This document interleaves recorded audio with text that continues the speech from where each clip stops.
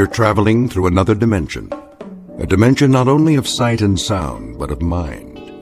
A journey into a wondrous land whose boundaries are those of imagination. Your next stop, the Twilight Zone.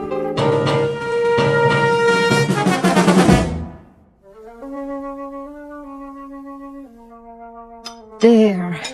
Nice and creamy. Anthony? Hi, Aunt Amy. I just knew that was you.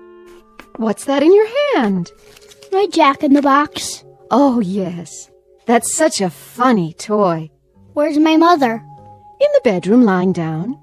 She'll cook the rest of the dinner soon as I'm finished. But I wanted to get this done first. What you making? Well, what do you think? A cake, of course. For my favorite little boy. Is it a good one? Oh, yes. A very good one. Very, very good. I just took it out of the oven a while ago. Chocolate on the inside with little yellow swirls? What else? I know what my Anthony wants. See? Doesn't that smell good? Where's the frosting? Right here in the bowl. It's chocolate, too. I blended in a lot of butter to make sure it's smooth. 100 times. By hand. Milk chocolate? You bet. We don't like that dark chocolate, do we? Ugh. No, no. Hurry up, Aunt Amy. Don't you worry, it'll be ready in a jiffy. Put the frosting on. Plenty of time for that. Besides, we have to let the cake cool first. Put it on, now. Oh, I know what you want. You want to lick the bowl. Well, you'll just have to wait. I don't want to wait. Be a good boy now. I am a good boy. I know you are. I know that. Of course I do. A very, very good boy. I'll just go ahead and frost it now. Why not? No problem, Anthony. None at all. I want lots on the top. Surely. Lots and lots. See how thick I'm putting it on? Swirls of chocolate butter frosting, and all of it for my favorite nephew. There. Some more around the sides. We don't want to forget the sides, do we, Anthony? The sides are good, too. So good. Anthony, stop that. Get your finger out of the bowl. Ow! There'll be plenty left for you to lick when I'm finished. I mean, when I... You hit me. Oh, I didn't hit you. I barely touched your hand. You're a big boy, aren't you? That hurt. Why, it didn't. I only meant for you to wait till I've finished frosting the cake. Then I'll give you the entire bowl. All of it. Everything's for you. It always is. You know that, don't you, Anthony? I don't think I like you anymore. Well, I like you. I love you. You're my favorite boy in the whole wide world. I mean it. I really, truly mean it. Come and give your Auntie Amy a kiss. No. Then I'll give you one. I'm going outside now. Yes. Yes, you do that. Go outside and play. Playing is good. Here, take the bowl with you. Anthony? Anthony, come back! Don't you want your frosting? You can have the whole bowl. Everything all right? Oh, Anthony. Nice day, isn't it, Amy? Very nice. Something the matter? No, nothing's the matter. Nothing at all. Did anything happen?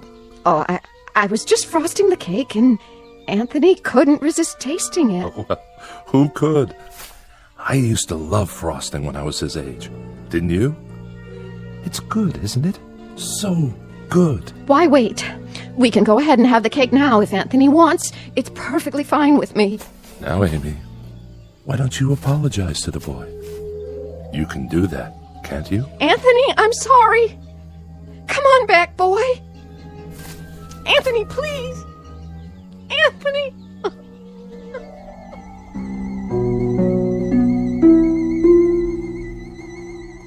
Welcome to Peaksville, Ohio on a hot July afternoon. At first glance, you'd think this is a farm like any other, and the little boy, Anthony by name, is like any other little boy. But Peaksville is a place not found on any map, and those fields of wheat and barley, they're not the only crop. Something else grows in Peaksville, and for want of a better term, we'd call it horror. One day, exactly 6 years ago, a boy was born. And as far as the people are concerned, that's all that matters. There isn't anything else. Because Anthony controls it all. In just a moment, we'll take a closer look at Anthony Fremont and the people in the village and the village itself. A world in which nothing exists except Peaksville. A world Anthony manufactured and which he now rules with absolute power. A nightmare of rare design, located dead center in the Twilight Zone. And now, The Twilight Zone and our story, It's a Good Life, starring Mike Starr, with Stacy Keach as your narrator.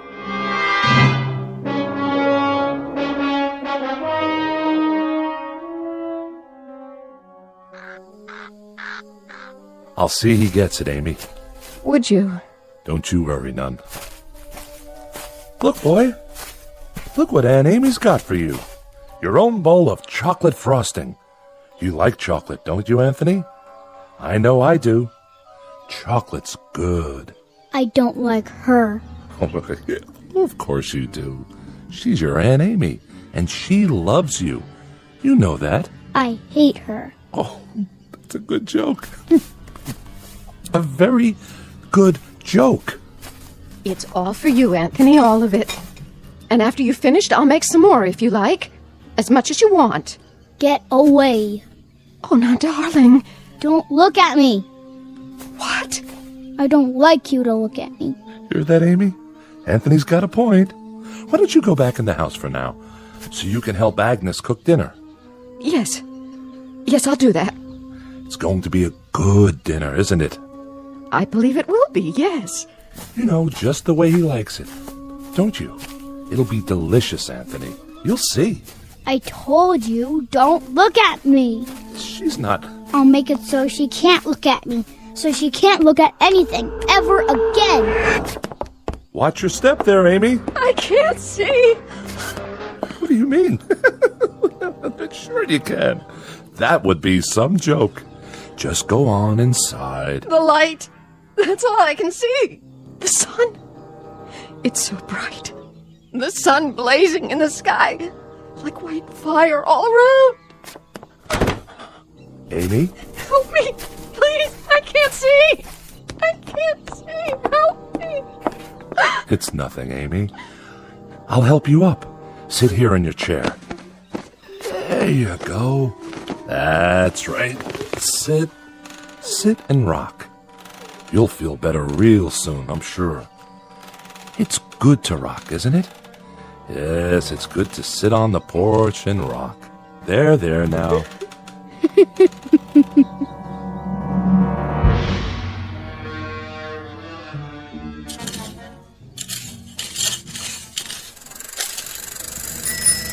Hi there, Bill. Afternoon, Mr. Fremont. I brought the groceries from town.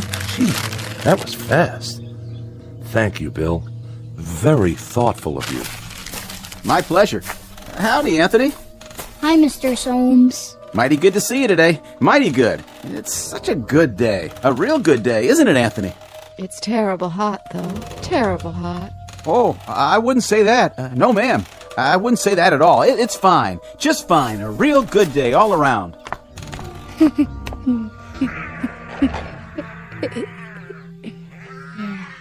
What are you doing, Anthony? Playing. My, that's real good. Whatever it is. You like it? Sure do. I was just wondering, what you were doing.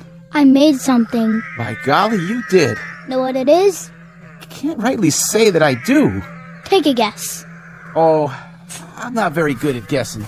Guess. Go on, Bill. You can do that, can't you? Well, now, some kind of animal, is it? It's a gopher with 3 heads. See? Oh, yeah. He's a real fine one. I ain't ever seen a gopher with 3 heads before. He's alive, huh? Must be, the way he's moving around. He was. I'll make him dead now. I'm tired of playing with him. Be dead, gopher. You be dead. Now, that's real fine, Anthony. That's real fine, what you done. sure is. Yeah. You made him dead, all right. Look at him laying there. It's good that you done that. Real good. Tell me what it looked like.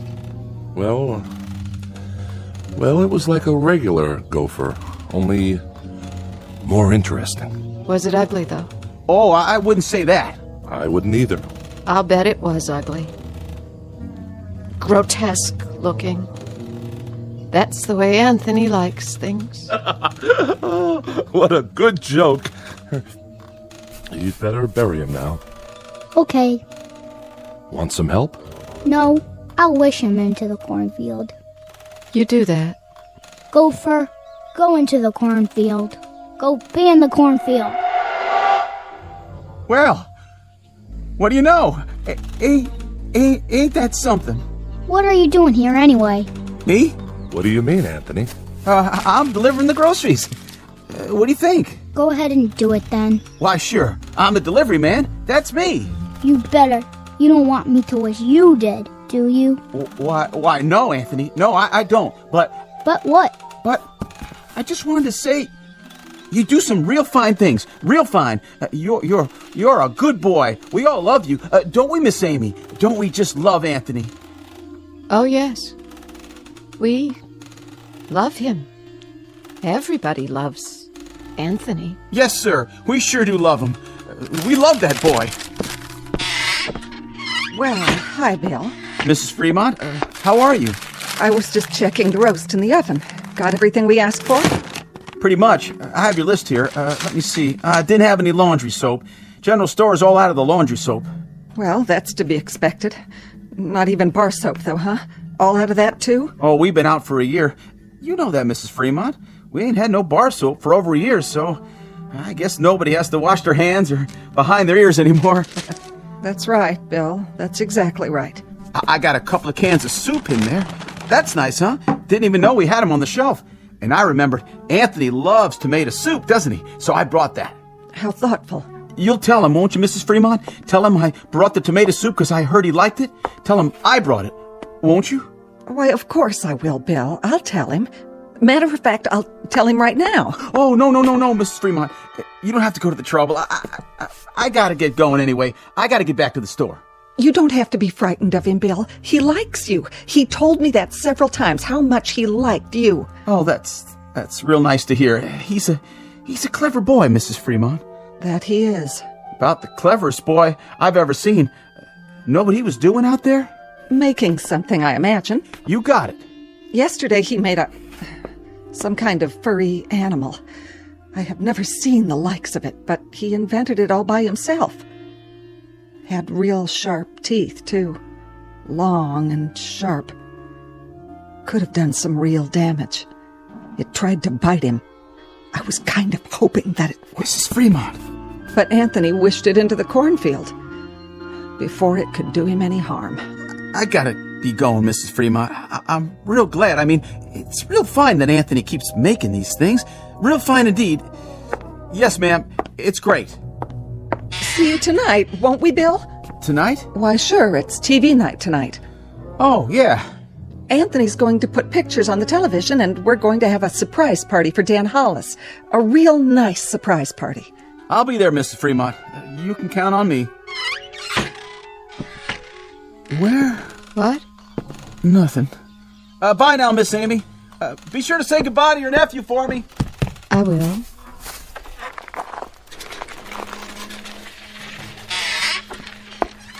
Where's Anthony? I think he went into the barn. Oh, Leastways, I heard the door open. I keep telling him he shouldn't go in there, but... Amy. Why, it's real nice that Anthony goes into the barn. A real good thing. But Agnes, he isn't even around now. You don't have to say that. But even so, Amy, even so, it's nice that he goes into the barn when he wants to. It's real nice. We mustn't even think anything bad about him, Amy. Do you understand? But he isn't around. Amy, dear, you know as well as I do, sometimes he can hear what we're thinking, no matter where he is. He doesn't even have to hear it with his ears. It's like when you lost your temper. That was only for a second. 1 second. I know, but look what he did to your eyes. Now you can't even see. So you just think nice things, Amy. Real nice things about how good it is that Anthony's going into the barn to do whatever he does in there. And tonight we'll have Dan Hollis's birthday party, and we'll have a nice time. A very nice time. But it's such a hot day. I hope it cools off tonight. Oh, I wouldn't say it was hot, Amy. It's just right. It's a good day. Don't you think so, too? A real good day.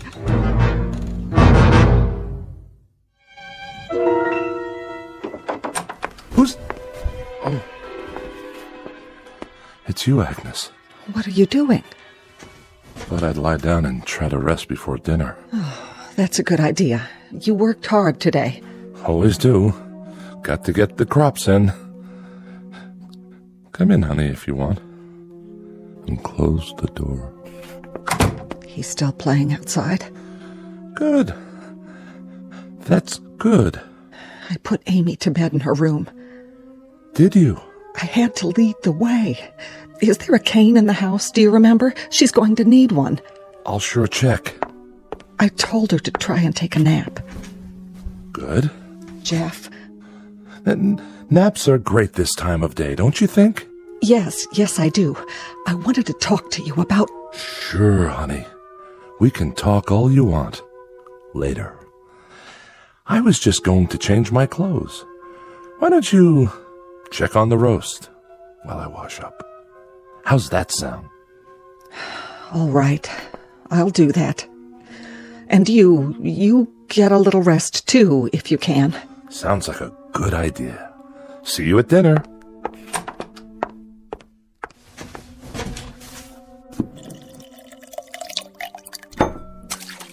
Oh. Well, howdy, son. You crept up on me. You look funny. Do I? You need a towel. Well, by gosh, I sure do. I was just about to dry my face. I was looking for you a while ago. What for? Your mama said you was out in the barn. Yep. Did you have fun? I was looking at the cow. Oh, that's good. That's real good, Anthony, that you were looking at the cow. Now, you wouldn't be playing any tricks on your dad, would you? Tricks? I mean, well, you remember a year ago when we had the pigs? Oh, yeah. And what happened to the pigs? You remember that too? I turned them into monsters. Oh, doggone if you didn't. Real odd-looking things. They were funny. That's it. Real funny looking. But good things, Anthony. Real good things. And it's good that you did that. It's real good. Like tonight. Yeah? It's television night. I'm gonna make television for everybody. It'll be real funny. It sure will be. Everybody's looking forward to it, too, just like they do every week. And then we're gonna have the surprise party for Dan Hollis. It'll be so much fun. Yeah. I can hardly wait. So, are you looking for something? Can I get anything for you now, son? No. Don't you want to play some more? I don't like playing alone all the time. Well, I can understand that. No kids came over to play with me today. Is that right? Not a single one. I wanted someone to play with. Well now, Anthony, you remember the last time some children came over? Mm-hmm. The little Fredericks boy and his sister? I had a real good time. Oh, sure you did. Sure you had a good time. And that's great. Great. It's just that... It's just that what? It's just that you wished them into the cornfield when you didn't like the way they played. That's okay. But I hear their mom and dad were real upset. About what? If you wish people away like that, pretty soon there won't be no one left.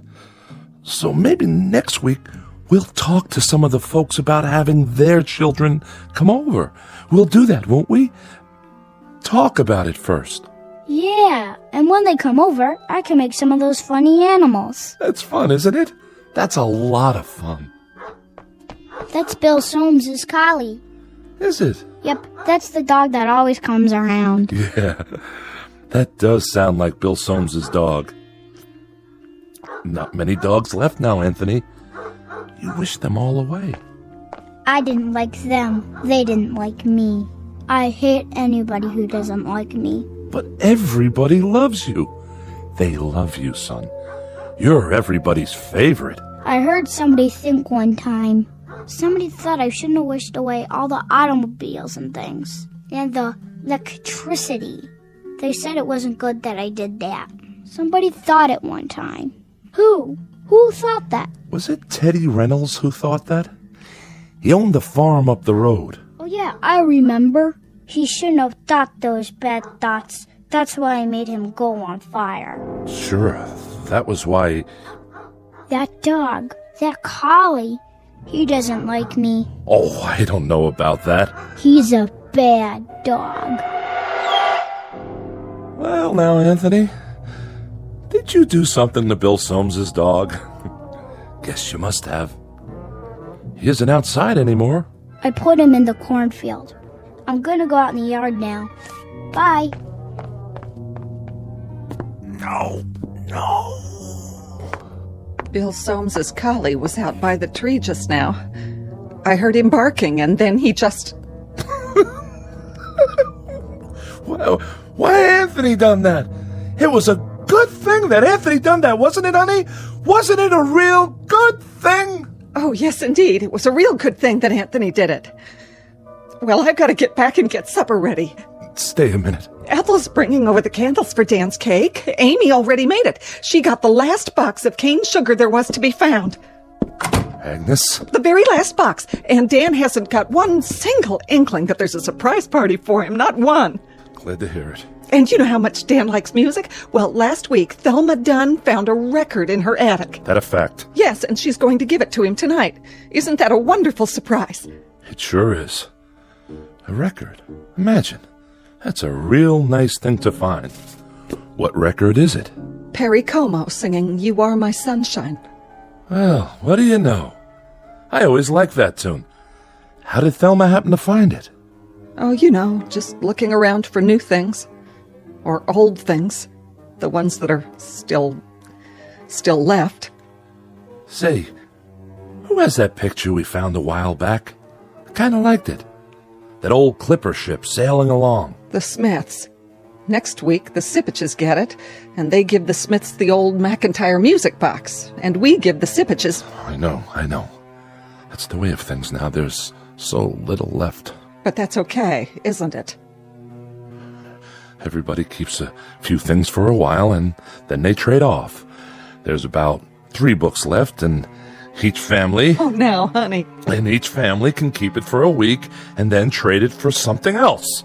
Like with the stereoscope the Van Nusens found in their cellar, or the can of beer that Bill Soames found wedged into an old icebox in the junkyard. I'd better go check on the kitchen. You see, the thing of it is, Anthony fixed it so that we're alone in the world. Nothing new ever gets built anymore. Nothing new at all. That's enough. No, it's not nearly enough. Remember 6 years ago, old Doc Baker, rest his soul, he took one look at Anthony when he was born, and he screamed and dropped him. Tried to kill him right then and there. He knew. Somehow he knew what Anthony was, and he thought it would have been better if he had been born dead.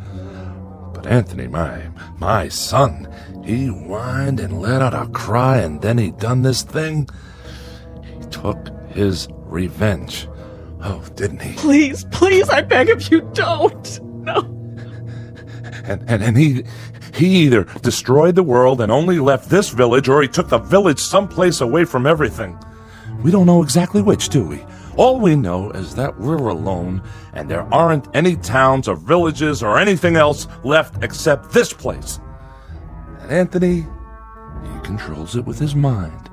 He controls everything. That's right. That little boy in the yard outside. He can make it rain or snow. He can wish people into a grave, or he can turn them into anything he wants. That's why you got to keep smiling or laughing, or you got to mumble something to keep your mind clear. Because Anthony can tell what you're thinking. And if it's a bad thought, his mind will snap at you and he'd do most anything at all. Please, for the love of God. Mom? Dad? All right. But it's good. It's good that it turned out this way, isn't it? It's real good. That's what it is. Really, really, really good.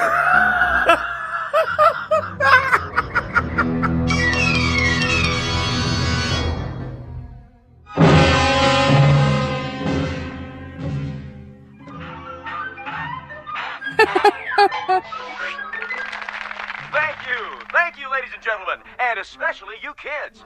And now for our next act. It's time for Stupid Animal Tricks. And here's some film we thought you'd like to see. First up is Rocco the Squirrel in Crossing the Road.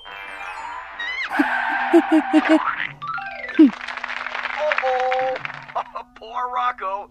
And now, the bird and the BB gun. Oh my! Will you look at that? What, Ethel? It's just like cartoons, only better. And last but not least, the turtle crossing the street. Well, that's all, folks. And now, time for our next program. Welcome, horror fans, to tonight's episode of Scary Nightmares. This one's a real killer of a story. It's called Pleasant Dreams. Let's watch, shall we? Think I'll go get some fresh air. Shh. Not now, Dan.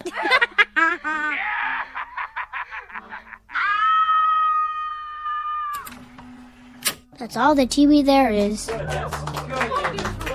Oh, that was wonderful, Anthony. Wasn't it, everyone? Wasn't Anthony's television wonderful? Yeah. Just wonderful. Even better than last week. Yeah, great. It was much better than the old television. Oh, the best yet. You can say that again.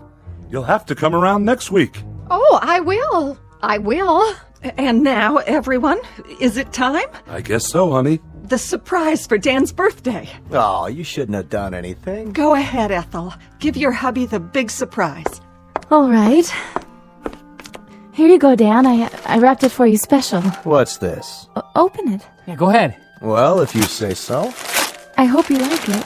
What's this, a record? It's Perry Como. A real collector's item, you might say. No kidding. I haven't heard Perry Como in years and years. Such a great crooner. You know what a crooner is, don't you, son? No. It's a singer. Someone who sings the old songs. What a great voice he had. Oh, didn't he? Happy birthday, darling. Happy birthday. Hey, you better not hug me too hard. I'm holding a priceless object here. You certainly are. Wow. Do you think we could play it? You mean right now? I'd love to hear some new music. Well, What I'd like to hear is the first part, just the orchestra part, before Como sings. Would that be all right? I don't like singing. I don't think we'd better, Dan. After all, we don't know where the singing comes in. It would be taking too much of a chance. Better wait till you get home. Put it on the table for now. But we don't have a Victrola at home. That's all right. Better to keep it safe. These old records break so easily. I guess you're right. Of course I am. There. It's good that I can't play it here. And now, I think it's time for Pat Riley to play some piano for us. How about it, Pat? Would you? That's a great idea. Well, then, it'd be my pleasure. Move right in, Anthony, so you can watch him. It's great what he can do with those fingers of his. I'm a little nervous. Oh, don't be. You play beautifully. Okay, then. Here goes. Guess I'm out of practice. It'd be good if you told me what to play, Anthony. It'd be real good if you tell me what music you like. Just play. Play anything. All right. I'll play Night and Day. That's a nice old tune. It sure is. That's always lovely. Yeah, go ahead.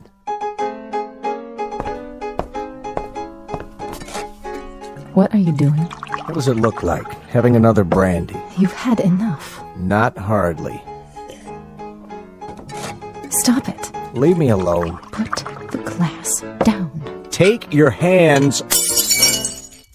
Don't make any noise. I don't like noise when the music is playing. I'll drink to that. Oh, don't worry. I'll clean it up.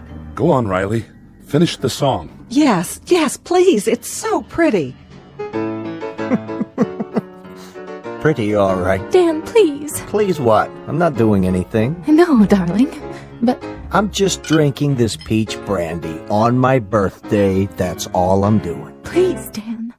For the love of heaven, please don't say anything else. Who's saying anything? I'm not saying anything. I'm listening. Shh. Play, Pat. This is real good brandy. Real good. You people know something? There's only 5 bottles of real liquor in the whole village. 5. 1 rye, 2 scotch, 1 after-dinner cordial, and this here. And when that's gone, there won't be any left at all. None. Keep playing. Nuts. Nuts! Can't even play my record. Can't even play Perry Como. Don't play that anymore, Pat. That's not what I want you to play. Play this. Happy birthday to me. Happy birthday to me. Dan! Happy... Please, stop! Oh, please, Ethel, be quiet! Dan! Ethel, you have to stop now. Happy birthday, dear Danny. Happy birthday to me. Play it, Pat. Play it so I can sing it right. You know, I can't carry a tune unless somebody plays it. I'll do my best. That's enough. I said that's enough. Go outside for a while, Dan. Get a breath of fresh air. You and her, you had them. You had to go have them, didn't you? If there's any fault, it's yours. You are my sunshine, my only sunshine. You make me happy when I am blue. You monster. You dirty little monster. You murderer. Hey, what you thinking, Anthony? You go ahead. You think about me. You think bad thoughts about me. And maybe some man in this room. Some man with guts. Somebody who's sick to death of living in this place and is willing to take a chance. Maybe he'll sneak up behind you and lay something heavy across your skull and end this once and for all. You're a bad man. You think that, Anthony. You go ahead. I'm a bad man. Keep thinking that. Somebody get behind him. That's all it takes. Somebody end this now. Pick up a bottle or a stick or something, anything, and... You're a very bad man, and you keep thinking bad thoughts about me. But now you can't anymore. You can't even see me. My eyes? Your eyes aren't real. They're like a toy. That's all you are now. A toy Jack-in-the-Box.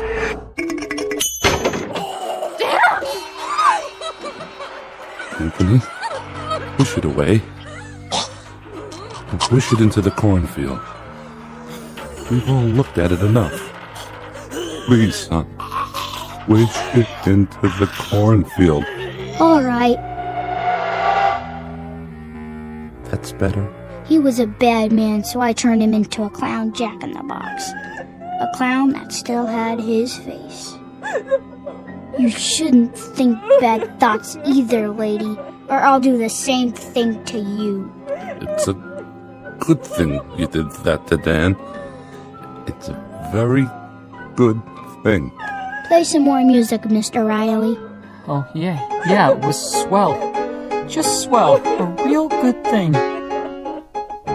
I like that song. Come on, Anthony, I'll lift you up so you can sit on the piano. Would you like that?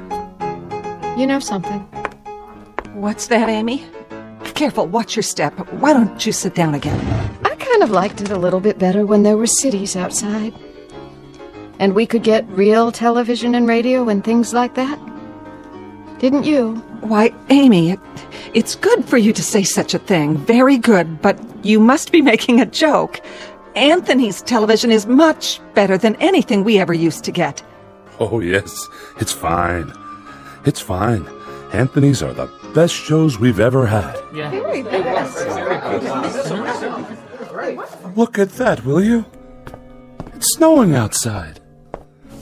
Anthony, are you making it snow? Yeah, I'm making it snow. I like snow. So do I. We all do. But that'll kill off half the crops. That's what it'll do, Anthony. And then we won't have anything to harvest or eat. Did you know that? Mm-hmm. But I guess it's good that you're making it snow. It's real good. And tomorrow will be a good day. No matter what. A very, very good day. No profound comment here. No clever words about the human mind and the power of thought or the need to survive. We only wanted to introduce you to one of our favorite citizens, and we do mean favorite, little Anthony Fremont, age 6, who lives in a village called Peaksville, in a place that used to be Ohio. And if by some strange chance you should ever run across him, you'd best think only good thoughts, because anything less than that is attempted at your own risk. In the Twilight Zone.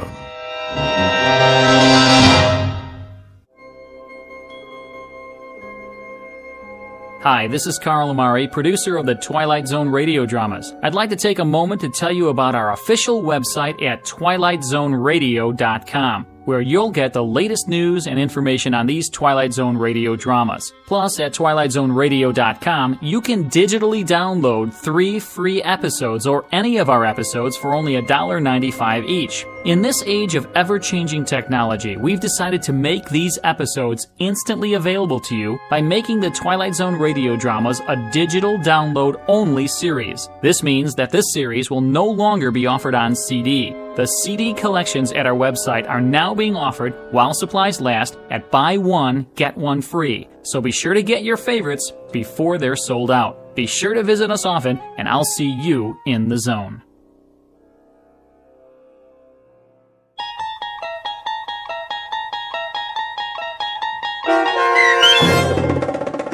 It's a Good Life, starring Mike Starr with Stacy Keach as your narrator, was adapted for radio by Dennis Etchison and written for The Twilight Zone by Rod Serling from a story by Jerome Bixby. Heard in the cast were Meg Thalken, Fernette Lebo, Christian Stolte, Jeff Lupetin, Doug James, Brooke Sanford, Carl Amari, piano stylings by Daniel Choka, and introducing Zachary Leipzig as Anthony. To learn more about the Twilight Zone radio dramas and to obtain audio cassettes and CDs of these programs, visit our website at twilightzoneradio.com. The producers of The Twilight Zone wish to thank CBS Enterprises, Carol Serling, Dennis Etchison, Dick Brescia Associates, Claire Simon Casting, Terry Jennings, XM Satellite Radio, Sirius Satellite Radio, our sponsors, and our radio affiliates for helping make this series possible. This copyrighted radio series is produced and directed by Carl Amari and Roger Wolski for Falcon Picture Group. Doug James speaking.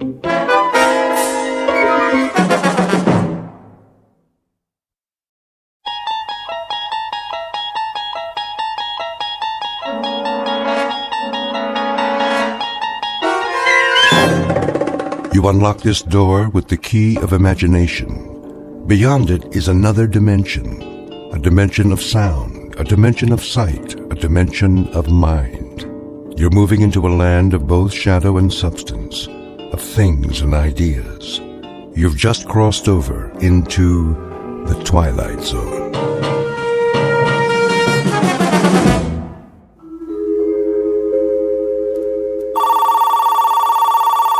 The Gerald Hugo Agency. Mr. Hugo's in a meeting. May I take a message?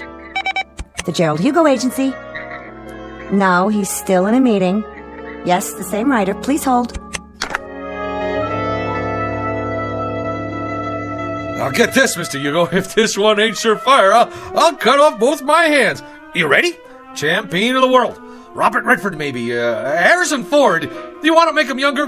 I give you Adam Sandler. I appreciate it. So, he's champion of the world, but he promised his girl he'll never fight again. He made a vow, you know, Mr. Hugo, like a promise, real solemn. Here are the network contracts, Mr. Hugo. Thank you. But now, here comes the rub. Get this. The champion's kid brother has like this incurable disease that can't be cured, and he needs an operation like yesterday. Yeah, and the doctor comes to the fighter and he says, "Hey, man, you want like your kid brother should live or what? I mean, that's the conflict. Don't you think it's a kick right in the head?" I do feel a dull ache. Here's this prize fighter who made this vow to the girl, and the newspaper guys start in on him, see? But I mean with the needle. Spider is a cheese champion. Who's Spider? The fighter. And now, here comes the meat. He promised his girl, but when he tells her he's gonna fight, she starts palpitating, and she calls him a filthy, rotten, dirty... Line 1, Mr. Hugo. Excuse me, Julius. See, the beauty of the story is that you can dress it up any way you want. Maybe he ain't a prize fighter. Maybe he's a cowboy, and he promised his girl he'd never shoot a gun again, and it's her kid brother that's got the disease. What's the matter? Don't that grab you? Why don't you go downstairs and cross the street on a red light? How about science fiction? There's this rocket man who promises his girl he'll never go up in a spaceship. Julius, you've been here all morning. I'll give you this. I've been an agent for 23 years, and I've never heard so many variations of the same story. Now, would you mind going home? I've got a big deal cooking here. A big deal? You doll baby, you were saving it for a surprise, weren't you? It's a sale, ain't it? The zombie story! I knew the minute I wrote it that thing was surefire! Listen to this, honey. It's fantastic. This dame marries a guy who walks around on his heels all the time. She thinks he's punchy, but it turns out he's dead. All the time they're married, she don't know it. Julius, let me put it to you this way.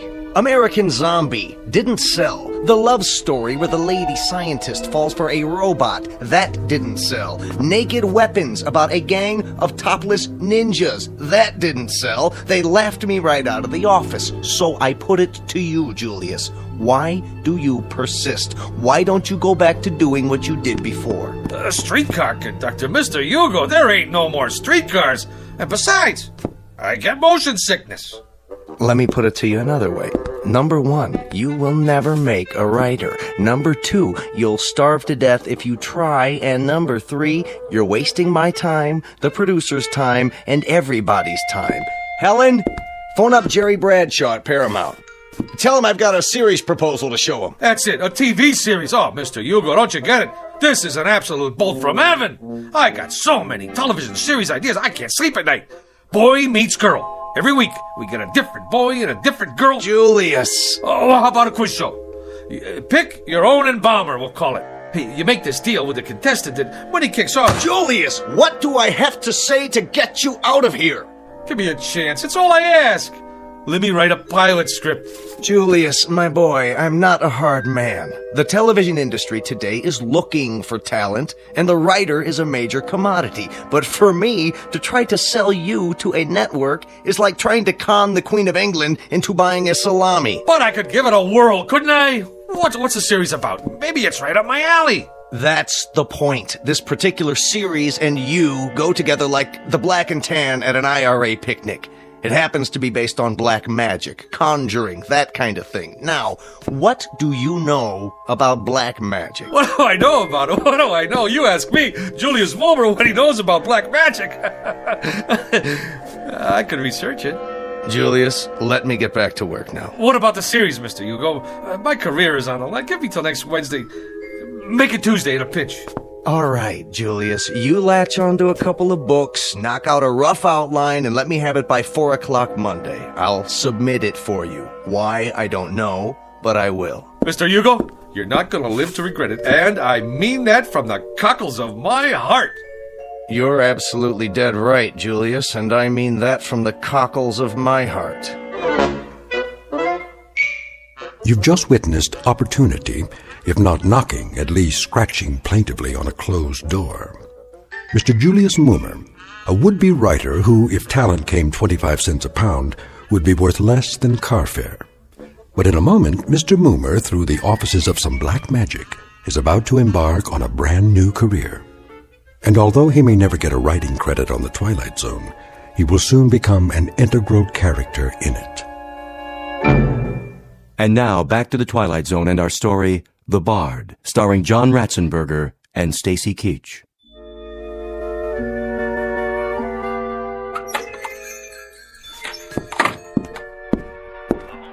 Hello? Anybody here? Yes. Hey, what are you listening to? The ball game. Oh, this is the Minor Arcana bookstore, right? Sure is. What'll it be? I have a special price on first edition Keats. Okay, show me a Keat. That's a man's name, not a thing. And not a very uncommon name at that. There was a third baseman came up from Newark, played for the Yankees one year. They used to call him Beanball Keats. Yeah? Held the American record for getting beaned the most times. One time they were playing the Browns. That was when St. Louis had the Browns, and he got beaned 3 times the first 5 innings. Old Beanball Keats. You learn something new every day. Ever hear of a pitcher named Stringbean Slattery? Well, Now there was a beanball artist. He could hit a batter when he was still in the dugout. As a matter of fact, he did one day. Hit a third base coach, played for the A's. Fellow named Lefty Mahoney. Old Lefty was just taking a drink when Stringbean wound up and tossed one at him, right on the noggin. It seems there was a feud going on between them when they played for Binghamton in the old NYP League. Mahoney used to wipe the spit off Stringbean's pitches. Mahoney was catching at the time. Stringbean's father used to be an outfielder for Syracuse in the International League. I don't need no book about baseball. You don't? Oh, how sad. It's a wonderful sport, you know. Where were we? I come in about... Well, what I had in mind was... Yeah? What do you got on black magic? You have an interest in the black arts? You bet I do. See, I'm Julius Moomer from television. Oh, I'm Sadie Paladny from Newark. I'm afraid I don't have very much on black magic. I have a great deal of information on the Black Sox, however. You probably know they threw the series that year. Terrible thing. Very discrediting to the game. And they could have taken the series 4 in a row, too. That's where that expression, say it ain't so, Joe, comes from. Now, what is it you wanted? Books. Black magic. I'm afraid that one eludes me, but I'll tell you something. If I could exercise a little magic, I'd see what I could do about getting the New York Giants back. Hey, look out! Don't worry, that shelf will stand anything. I'll get it for you.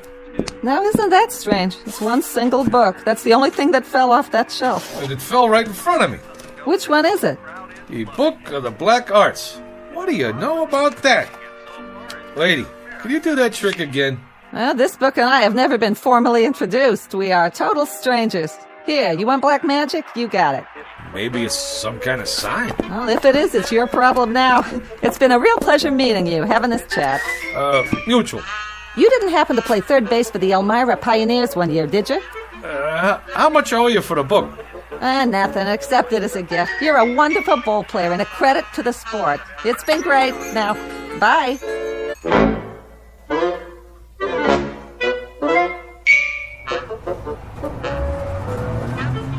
Make the sign of the pentagram and repeat 3 times. Let's see, this right here. In the name of the Prince of Darkness and the Black Sabbath, Beelzebub, Beetlejuice, Asmodeus of Astrogoth, Ozzy of Osborne. I can't say all that. Zaza zoom, ba ba boom, ipsy dipsy, ba ba boom. Hey, none of that on this bus. What? All right, buddy. This here is public transportation, and there's rules. Do you mean me, driver? Yeah, you. I don't need no crazies on my bus. But I was only... Out. Hey, you don't have to throw my book. It's a very valuable tome there. I never touched it. It got off with you. But I left it on the back seat there. Get out of here. Huh. What do you know? Just like a puppy dog that follows you around. Looks like this little book in me. We got a thing going on.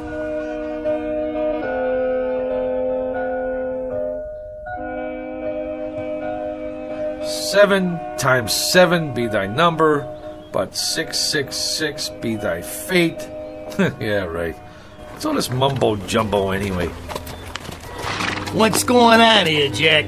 Not a thing, officer. I was just reading. Yeah? Well, do me a favor, will you, bud? Read someplace else. What's the matter? There's a law against sitting on a bench in Central Park with literature? There is if you make my horse nervous. He knows when somebody's up to something. He's got instincts. So whatever it is, do it someplace else. I don't get it. On account of why? Move it!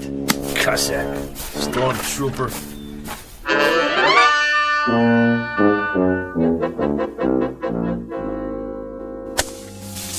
There.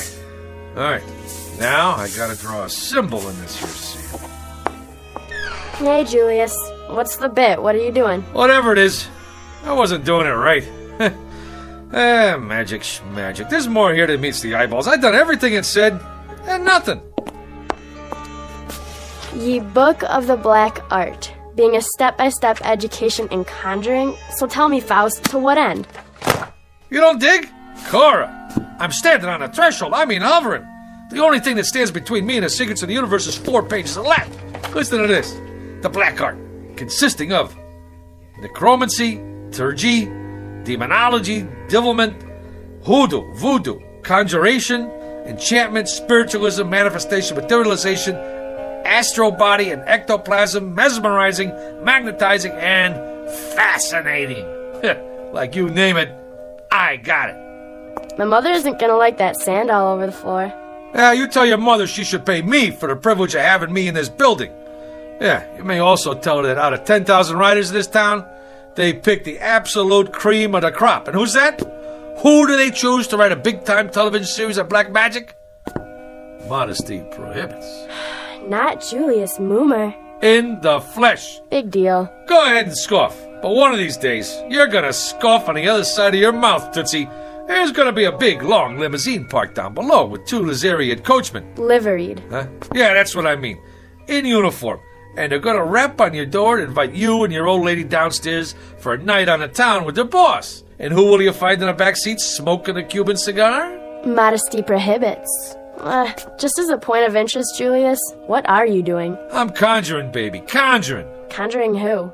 Who knows? I just read from this here book and I got all the ingredients. Well, most of them anyhow. 3 tufts of feathers from a falcon. Yeah, I got them from a pigeon. Sand from Egypt.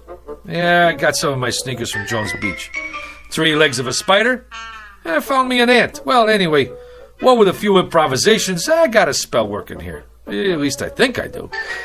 When my mother finds out what you're doing to the floor, you better conjure up the Marines. You're gonna need them. Anybody ever tell you you're a dirty, rotten teenager? Why don't you go and take a cold shower? Go ahead, get out or I'll turn you into a frog. Man, I don't know what's supposed to happen, but it better happen soon. Za-za-zoom, alikazam, va-va-voom. Nothing. Zizadam, ipsy-dipsy, kagazoom. I need some help. By Monday, huh? Who do they think I am? Shakespeare? You called? Where did you come from? You summoned me, good sir. I did? Who are you?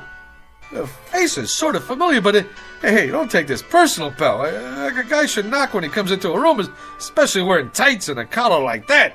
Hey, maybe down in the village, but not around here. Some folks take one look at you and have a coronary. Now me, I can handle this stuff. I'm hip, you know? Splendid. I'm pleased to hear it. Who'd you say you are? William Shakespeare of Stratford-upon-Avon in the flesh. William Shakespeare.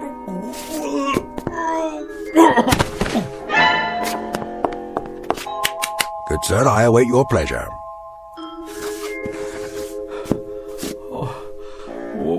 What do you want from me already? Prithee, good sir, ask not what I want of thee, but rather what dost thou ask of the Bard of Avon? Would you try that one more time? It seems I must speak in the parlance of the time. Your time. I simply said, good sir, it was you who conjured me up, and I'm at your service. What would you ask of me? On the level, Pops. You mean to say you're the Shakespeare? Man, you've been dead 1,000 years. 'Tis true, of course, but death be not proud. You required a service of me, hence I am at your disposal. Well,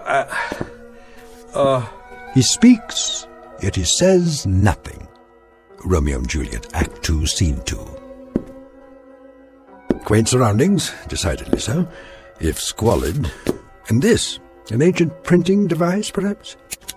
Yeah, that's my Underwood typewriter. I inherited from my old man. He used to write letters on it. You would ask me to compose a sonnet, perchance, a play? You have but to ask, Mr. Moomer, is it? You mean you could knock me out a couple of pieces? Good sir, you have but to ask. What nature of authorship would you require? Oh, I got me an idea, Will. You don't mind me calling you Will, do you? What's in a name? That which we call a rose by any other name would smell as sweet. Man, what language! Hey, Will, don't let anybody knock your stuff. You got potential. But here's what we'll do. You and me'll collaborate. You knock out the rough draft, and I'll do the polish. Yeah. We'll start out slow, see? Just to get the feel. Something with star power, you know, like, for Julia Roberts. Julia? Never heard of her? Where you been, pal? Never mind. Don't tell me. A comely woman, I take it. One fairer than my love. The all-seeing sun ne'er saw her match since first the world begun. Solid! I love it! Now you start writing. Anything. Maybe a twist on the old Romeo and Juliet thing. You know, like West Side Story. Oh, swear not by the moon, that crazy, crazy moon. Take it, booby. Right. If you don't object, I prefer my own writing instrument. A feather, huh? A quill pen, actually. Will, baby, I don't care if you write with your feet. Go, man, go. Create. I'll just make us some coffee. Gilbert and Sullivan, Rimsky and Korsakov, Lennon and McCartney, Boomer and Shakespeare. Yeah, I like it.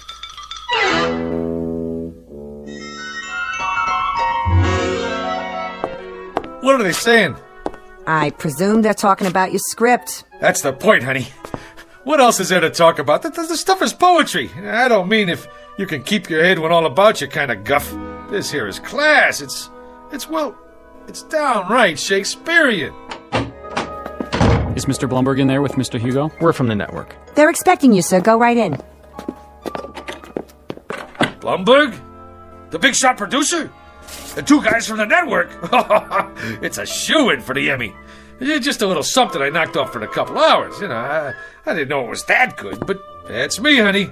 Never did know my own worth. I mean, Monday I knocked myself, Tuesday I knocked myself, Wednesday... Have you got any openings for Thursday? I'd like to make an application. Hi, Mr. Dolan. This is Mr. Nolan. We're from the ad agency. Go right in, sir. They're expecting you. Come in, gentlemen. What were you saying, Mr. Bloomberg? I don't know. That's our feeling too, Mr. Blumberg. Our take two. Sponsor-wise, the thing requires some noodling. That is, we can't afford to jump off a bridge with this one. I concur. It's so archaic. I mean, language-wise, it's... Well, it's still rough. Fresh as a bridegroom and his chin new reaped, showed like a stubble land at harvest home. He was perfumed like a milliner, and twixt his finger and his thumb he held a poncet box, which ever and anon he gave his nose and took it away again. Well, you gotta say this for it. It has imagery. Right, Mr. Blumberg. Imagery it has. I was going to comment, the thing did possess at least a modicum of imagery. Right, Nolan? I concur. What's the time slot? Yes, what about the time slot?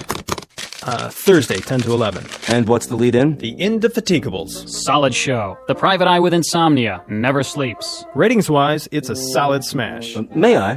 Please. And if the boy have not a woman's gift to rain a shower of commanded tears, an onion will do well for such a shift. Onion? Could be a sponsor conflict. I concur. Could we make it, turnip? Solid thinking. Everybody knows about turnips. You say turnip to the lady in Dubuque, she's with you. I like it. A shower of commanded tears. Shower. Suggest inclement weather. And people don't shop in inclement weather. Make it a sunshine of commanded tears. Solid. I concur. I think we could call the writer in now. A tremendous talent, prodigy of mine. What are his credits? He was a streetcar conductor, an observer of the passing scene, an incredible judge of human beings. You can see that in every line. A modern-day chronicler of human foibles. Solid. Send in Mr. How are you, Mr. Hugo? Gentlemen, well, what do you think? Like literature, huh? It shows some promise. Mr. Dolan here represents the sponsor of the Shannon Classic Playhouse. The Shannon Food Corporation. You no doubt have eaten their products. Oh, endlessly. This boy is a Shannon booster from way back. Oh, man, that's the truth. That Shannon's onion soup? This I dig. We don't make onion soup. That's French in origin. We're an American firm. Red, white, and blue, right down the line. I concur. Man, I'm glad you said that, because I always say, if it's good enough for the lady in Dubuque, it's good enough for me. Now, let's get down to some business here. The Tragic Cycle, written by Julius Moomer. Act 1, Scene 1. The camera fades in on a shot of the garden. You know, like with turnips. The whole thing about writing is to stay in there and keep punching. It's like Keith said one time. All the time, keep punching, or you're done for. Hey, how about that, Will? Taped this show last night. You like it? Verily, a most impressive performance. Ain't that the truth? Gentlemen, welcome to this week's interview. Our guest tonight, Mr. Julius Moomer, that rising young author whose tragic cycle will be seen next week on this network's Shannon Classic Playhouse. Mr. Moomer, I'm told you've been writing for some time. You've come a long way. Yeah, it's like progress. Wasn't one of your early works in the horror genre a story about a zombie? Yeah, how about that? The fellow with a heart that don't even beat. Can he find love anyway? It was a little too controversial. That's why it didn't get on the air, you know.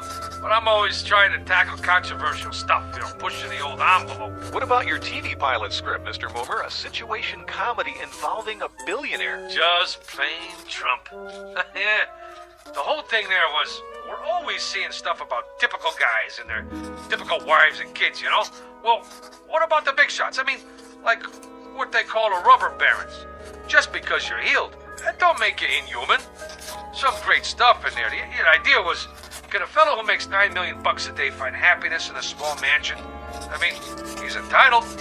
Of course, a writer now, yeah, he's got to suffer. Like, I remember sitting in that cold attic night after night with hardly enough strength left to dictate, and some little voice inside me always kept saying, "Go, Julius, go, Julius." So, I went. Truly inspiring, Mr. Moomer.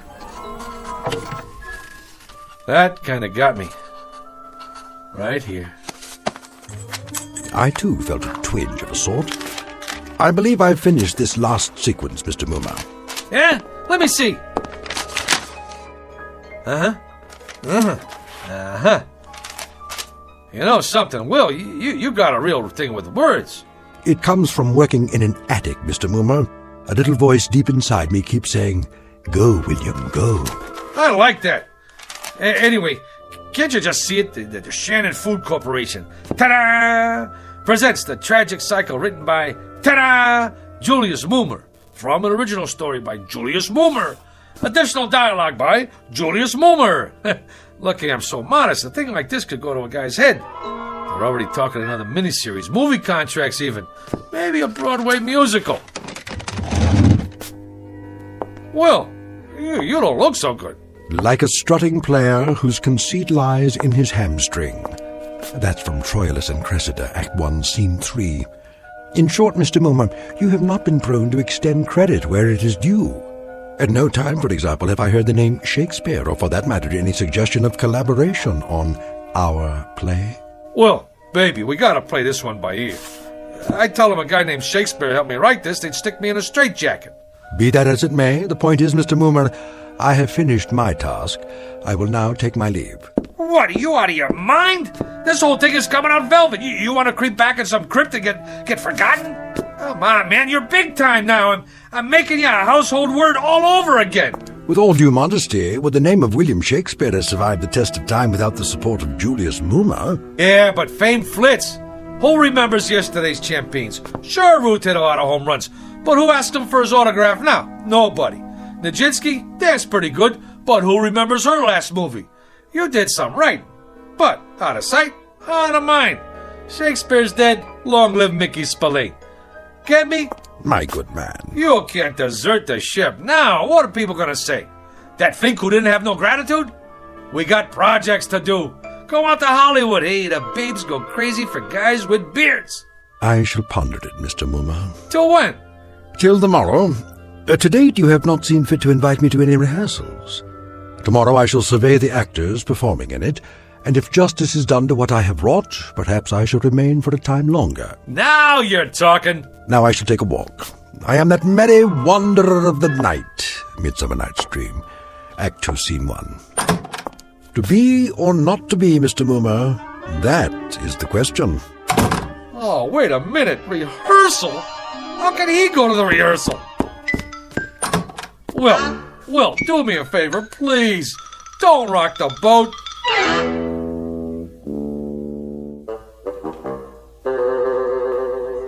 comfortable, Mr. Shannon?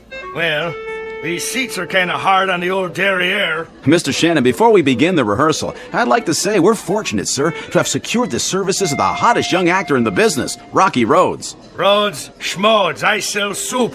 Which one is he? Oh, the attractive one in the T-shirt and the motorcycle boots. All right, people, we'll pick it up with Scene 2, Act 2. Now, Felicia, remember that at this moment, life and death await you in the hallway, and when Rocky comes through that door... I got a question.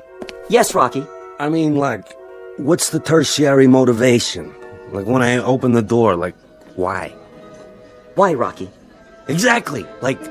Any slob can walk in the door, but he could do it any time. But I ask myself, would I walk through that door? How come? I gotta find my motivation, so the question is, where is my motivation? Well, I'd say you walk through the door to get inside. That work for you? Yeah. Wow. Great. Let's run through this and see how it plays. Shall we do that? All right, people. Come on, folks. From the top. I don't care what you say. If Jeremy comes here tonight, I have to go away with him. Oh, come, Olivia. Cast off those benighted colors of Benetton and gaze as a friend on the people of Greenwich Village. The village people? Here? She's got a point. Let not forever with your veiled eyes seek your noble boyfriend in the dust motes. I know it is common, but all that live must die. That's easy for you to say, sister. But outside this room, this tenement is a harbinger of the worst kind of fates. Is it Jeremy? Or his killer? Am I to be a correspondent of love or a recipient of hate? This is the real question, the biggie. Who awaits me out there, I ask you? Come on, cop out! I'm looking for Mr. Muma. Shh! Quiet on the set! May we continue, people? Once more, get ready for your cue, Rocky. I don't Sit care down, what Will. you say. How does it look to you, Mr. Shannon? Only great? What about the commercial? Where does that come in? Right after the opening teaser. Are they gonna put a spotlight on the soup? Well, that comes in the first commercial. I know when that comes in, but I want to make sure you see the label. When the soup is Shannon's, I want 40 million people should know it's Shannon's. I concur. It's imperative that we see the label. Cut! Take 5. Who is that? What's he dressed up for? Oh, that's my typist. On your staff, is he, Momer? Well, actually, he's a relative on my mother's side. He's eccentric. Eccentric? You know, he has, delusions. 1 week they come, 1 week they go. What about this week? Yeah, this week he thinks he's, Shakespeare. Hey, come on over here, Mr. S. Meet the boys. I've been telling them all about you. Would that we had this much space at the Globe. Yeah, they're just going over the second act. Ah, the balcony scene, a most delightful love sequence.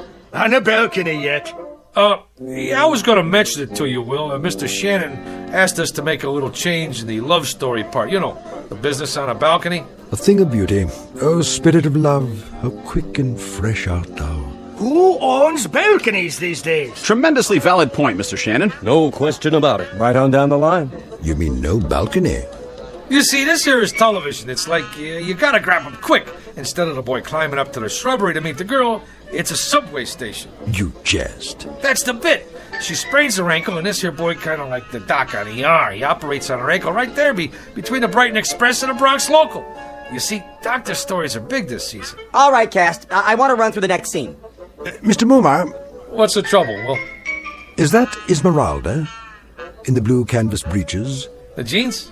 Yeah, that's the chick. But if what you told me is true, what is the reason for her suicide? Her soliloquy about love's labor's lost? Suicide? No suicide, Mr. Shannon. That's definitely out. Oh, I meant to mention that to you, Will. She don't stick herself with a shift. Now she runs off with a guitar player. That was my wife's suggestion. And an inspired one at that. It was indeed. I concur. And the father and brother who burst in? My wife didn't care for that. The way we play it now, the two guys who come in are cops. Cops? Policemen. And then later, the scene where the mother starts talking about all the blood on her hands. She ain't the mother anymore.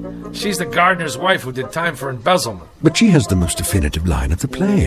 In the epilogue, I took it from Twelfth Night, if music be the food of love, play on, give me excess of it, that surfeiting the appetite may sicken and so die. Sicken? The Shannon Food Company is paying this kind of money to make people sick? Will, get with it. You're taking a butter right off the toast, baby.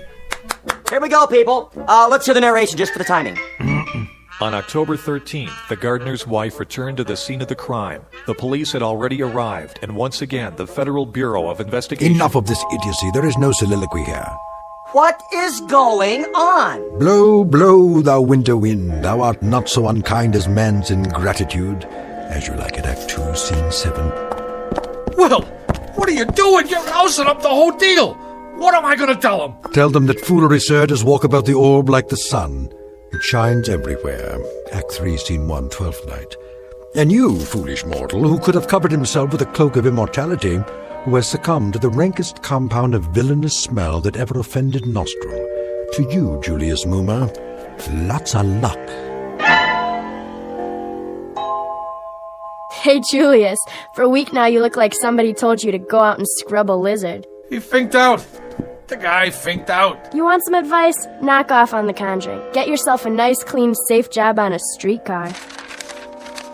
Whether it is nobler in the mind to suffer the slings and arrows of outrageous fortune, or to take arms against a sea of troubles. Did that boy have talent or what? Man, oh man, I was on my way. They was already talking about my next assignment, a mini-series on American history. What do you know about American history? Eeny, meeny, chili beanie, the spirits are about to appear. Ma, he's doing it again. I'm sorry, Mr. Bloomberg, but writers are temperamental. No, he didn't care about the reviews. As I recall, he said something about foolery walking around the orb like the sun. Who knows what it means? The American history thing? Frankly, Mr. Bloomberg, I haven't been able to reach him. Mr. Hugo, he's outside. Who is? Julius, he's got some people with him. Mr. Bloomberg, he's here. The boy has come back into the fold. I knew we could count on Moomer. I'll get right back to you. Hey, Mr. Hugo. Julius, my boy, where have you been? A whole week. The networks are screaming for you. The agencies are screaming. My clients are screaming. They want that new miniseries. I'm right in the middle of it. Me and my staff been working night and day. Not that person in the knee breeches. Don't worry about him. He's out. This one's about American history, right? Right. You want authentic, right? Authentic above all. Then I'd like you to meet my staff. Send them in, will you? General Robert E. Lee, General Ulysses S. Grant, George Washington, Abe Lincoln, and the little lady here is Pocahontas, in the flesh.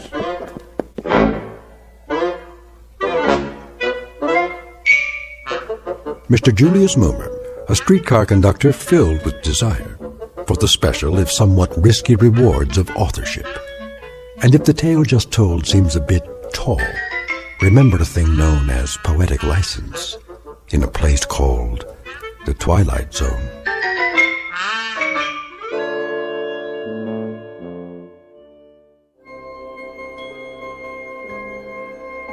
Hi, this is Carl Amari, producer of the Twilight Zone radio dramas. I'd like to take a moment to tell you about our official website at twilightzoneradio.com, where you'll get the latest news and information on these Twilight Zone radio dramas. Plus, at twilightzoneradio.com, you can digitally download 3 free episodes or any of our episodes for only $1.95 each. In this age of ever-changing technology, we've decided to make these episodes instantly available to you by making the Twilight Zone radio dramas a digital download-only series. This means that this series will no longer be offered on CD. The CD collections at our website are now being offered while supplies last at buy one, get one free. So be sure to get your favorites before they're sold out. Be sure to visit us often, and I'll see you in the zone.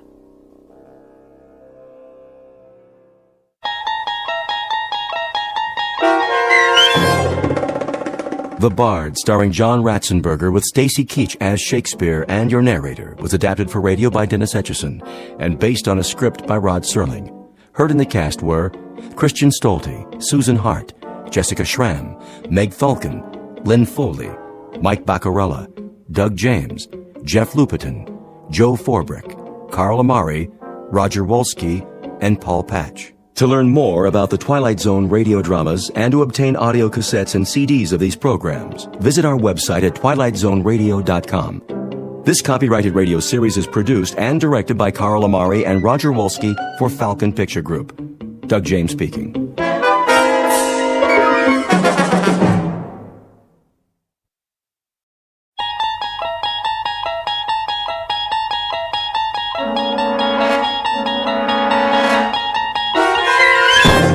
You're traveling through another dimension.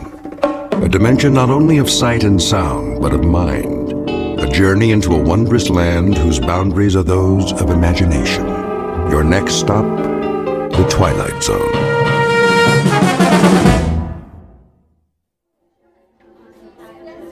Attention, Grocery King shoppers. Today's special is Bubbling Brook Pure Spring Water, on sale in the beverage department. Why not pick up some for your family? Available in the gallon and half-gallon sizes. That's Bubbling Brook Pure Spring Water, on sale now. Grace! Oh, hey, Martha. I thought that was you. Just doing a little last-minute shopping. For Bill's party? But I told you, we take care of everything. Oh, you know me. I have just about everything I need, but I'm gonna pick up some greens for the salad. Maybe an appetizer. Well, don't worry about a cake. We're bringing one. Oh, shoot. So are the Hendersons. That's gonna be a lot of calories tonight. Maybe we can freeze some of it. How many candles? Girl, if I tell you the truth, we might start a fire at the dinner table. Please, Bill's not that old. I can't believe this is the big 4-0. No. He does wear it well now, doesn't he? What's his secret? Good genes, I guess. Plus, he's a do-it-yourselfer. That keeps him healthy. I wish some of that would rub off on Jerry. Oh, no, you don't. All that puttering around. Ha, gotcha. Not in the store, Oliver. Sorry. No, that's all right. Put that away right now, young man. Yeah, but they're coming. Who's coming? The invaders. I don't know what's gotten into him. Oh, he's just being a boy. I know a lot about that. You do? When my pa was his age, it was video games all the time. It still is. But they're so much more violent now. All about war and killing and... My husband says it's a natural instinct. What is? To protect and defend. Well, if he has to serve his country, that's one thing. But there's no war here now. Thank God. They do grow up fast. Too fast, if you ask me. I know. I mean, but really, what can we do? We can't keep them locked in their rooms. They're going to find out what the world's like sooner or later. I think it's a male rite of passage thing, like horror movies and wrestling. That's easy for you to say. You had girls. Hey, Mom, look. Captain Chris. No more breakfast cereal. There's vitamins in everything. It's nothing but sugar. Oh, Mom. Oliver, stay with me. Oliver! Ooh, she has her hands full. Reminds me so much of my pa. Too much sugar. Oh, Bill says that's a myth. Food coloring, then.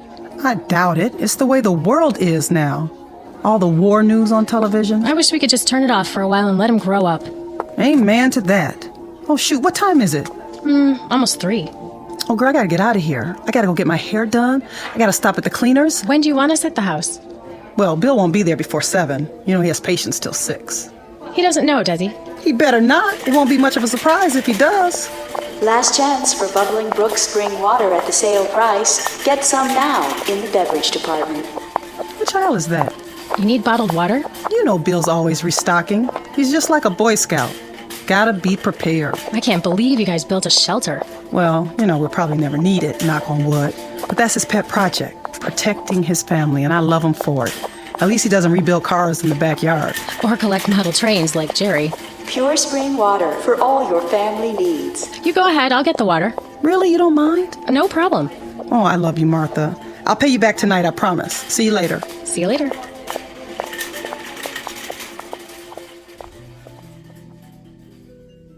Welcome to Friday afternoon in suburbia. Time for last-minute errands before the weekend begins. In this case, a surprise birthday party. Only there's a twist. What's in store for this particular evening is nothing less than a nightmare. Your attention is directed to the following fable. Once upon a time, families built bomb shelters in their basements in anticipation of a war they prayed would never come. The world lived on the brink of annihilation as men hoped for the best and prepared for the worst. Then the Cold War ended and shelters were forgotten until terrorism again made fear the order of the day. Please note that our story is not meant to be prophetic. It is the fervent prayer of all men of goodwill that such an attack will never come. It need not happen here. But in this place, in this time, The nightmare is about to become a reality because this place is called the Twilight Zone. And now, The Shelter, starring Ernie Hudson, with Stacy Keach as your narrator.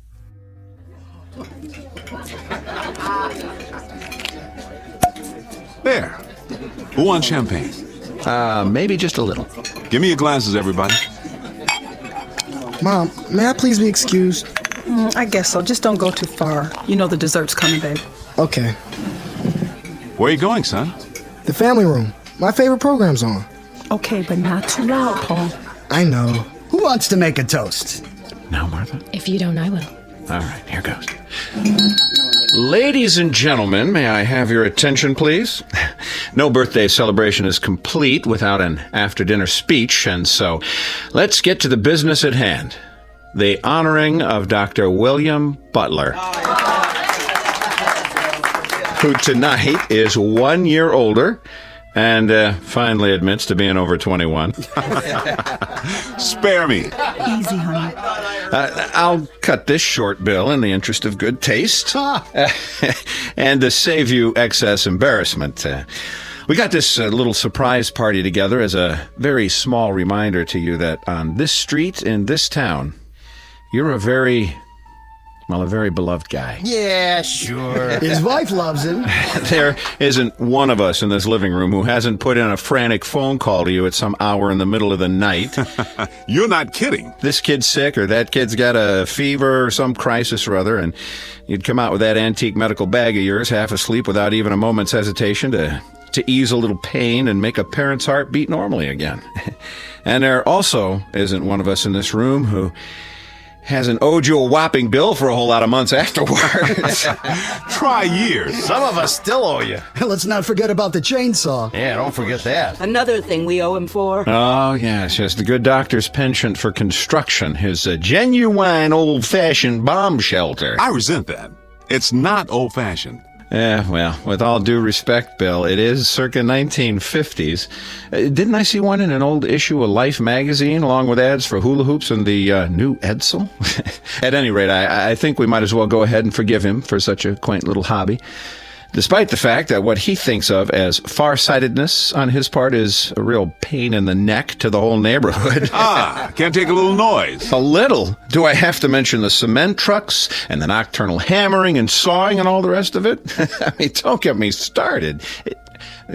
Anyway, when Grace mentioned that it was your birthday, we took it upon ourselves to handle the proceedings, and if the truth be told, we didn't mind it one bit. Speak for yourself.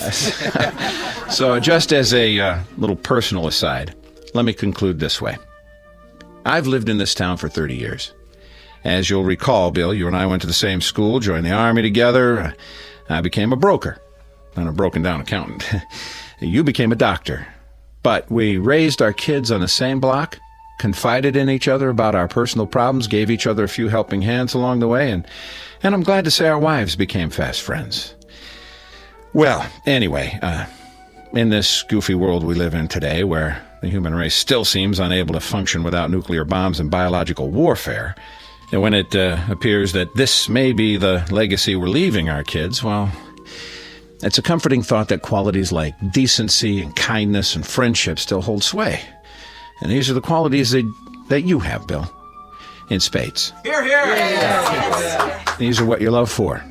You and Grace. So before I start honking into a handkerchief, let me wind it up this way.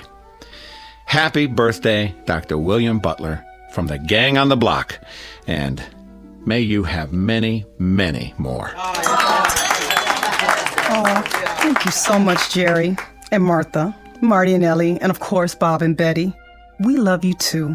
You are the best neighbors anyone could have. Bill, honey, don't you want to say something? You dirty dogs, you. First a surprise party, which I abhor, and then a sloppy sentimental speech. Boy, I thought it would go on forever. You want me to continue? No. You'll spoil everybody's digestion. All I can say is, bless you all. There's no gift that means as much as good friends. But I might add about civil defense. I may not be as crazy as you think. Do I have to mention the 3 little pigs?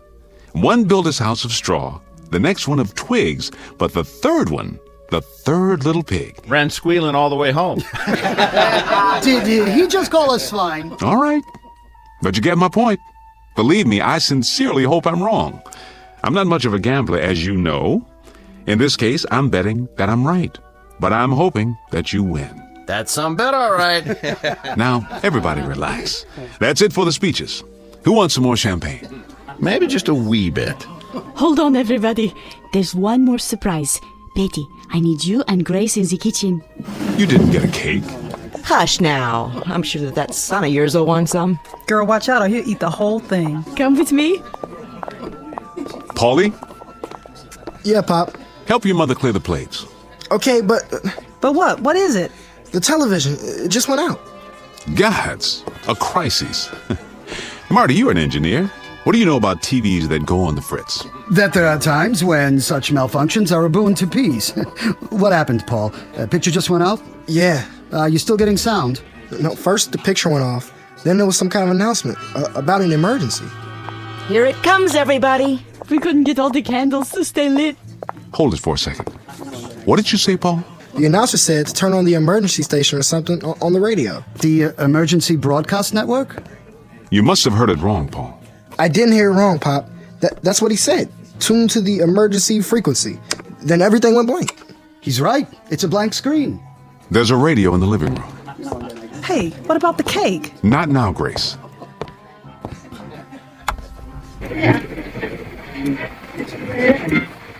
Direct from Washington, D.C. To repeat, 4 minutes ago, the President of the United States made the following announcement. I quote, "At 8:04 Eastern Standard Time, our radar stations in Alaska reported a large number of unidentified flying objects moving southeast across our borders at a high rate of speed." What is this, some kind of joke? I don't think so. Quiet. As of this moment, we have been unable to determine the origin of these objects. But in the interest of national security, I am declaring a temporary emergency. Until further notice, we are in a condition of yellow alert. So said the President.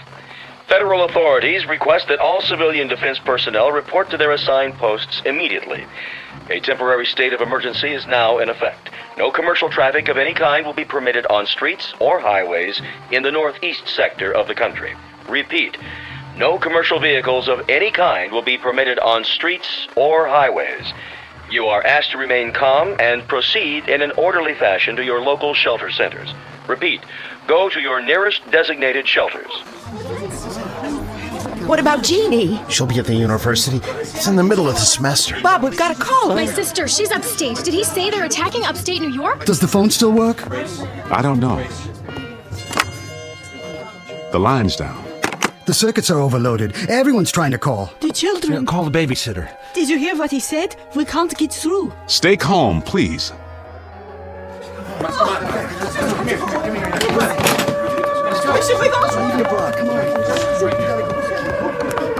Careful. The power's still on. Check the next block. Is your telephone working? No. I'm loading up the car. We gotta get out. Stay where you are. The roads will be blocked. Where can we go, Bill? Tell me. There isn't anywhere to go. We've got to stay put for now. Are you coming, Jerry? Yes, I'm coming. Then what, Bill? What? You heard the radio. If it's bombers, they're probably headed for the industrial centers. They'll be trying to shoot them down now. But if it's high-speed missiles, some may get through. There's no telling how long we have. Marty, I need you. Get the kids, Ellie. The supplies in the camper. Hurry, they're coming. They're coming. Bill, we've got to do something. Where's Paul? I'm right here, Pop. Get inside, both of you. We've gone over this before. Yeah, but I never thought it would actually... Well, it has. Don't just stand there. You know what to do. Inside, now. The distant early warning line in Greenland, state of emergency. Repeat, emergency. This is not a test. This is not a test. This is not a test.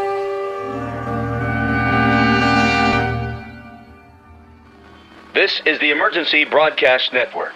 Repeating, all citizens not engaged in civil defense work are to remain off the streets. Please stay tuned to this frequency for further announcements. Repeat, please stay tuned to this frequency for further announcements. I got the canned goods, Pop. Good. Carry them down to the basement. The shelter? Of course, the shelter. Hurry. I'm filling the water bottles, Bill. Do the best you can. Fill all the empties. I'm going to check the generator in case the power goes off. There's hardly any water coming through the tap now. It's the pressure. Everybody and his brother's doing the same thing we are. Keep it on full force until it stops completely. I'm trying. Easy, honey. Make believe it costs $100 an ounce. In an hour, it'll be worth more than that. Okay, what else, Pop? All the canned goods down? Everything I could find. How about the jars in the fruit cellar? I got those too. Get my bag from the bedroom. What about books and stuff? Your father told you to get his bag. I'm going. There's still time, Grace. Paul's right. We will need books and other things besides food and water. God knows how long we'll have to stay down there. Light bulbs. Where do we keep the light bulbs? Top shelf. Which cupboard? That one, there. Oh, but we don't have any. I ran out yesterday. I was going to buy some at the store. There was a sale on them, but I guess so. Grace?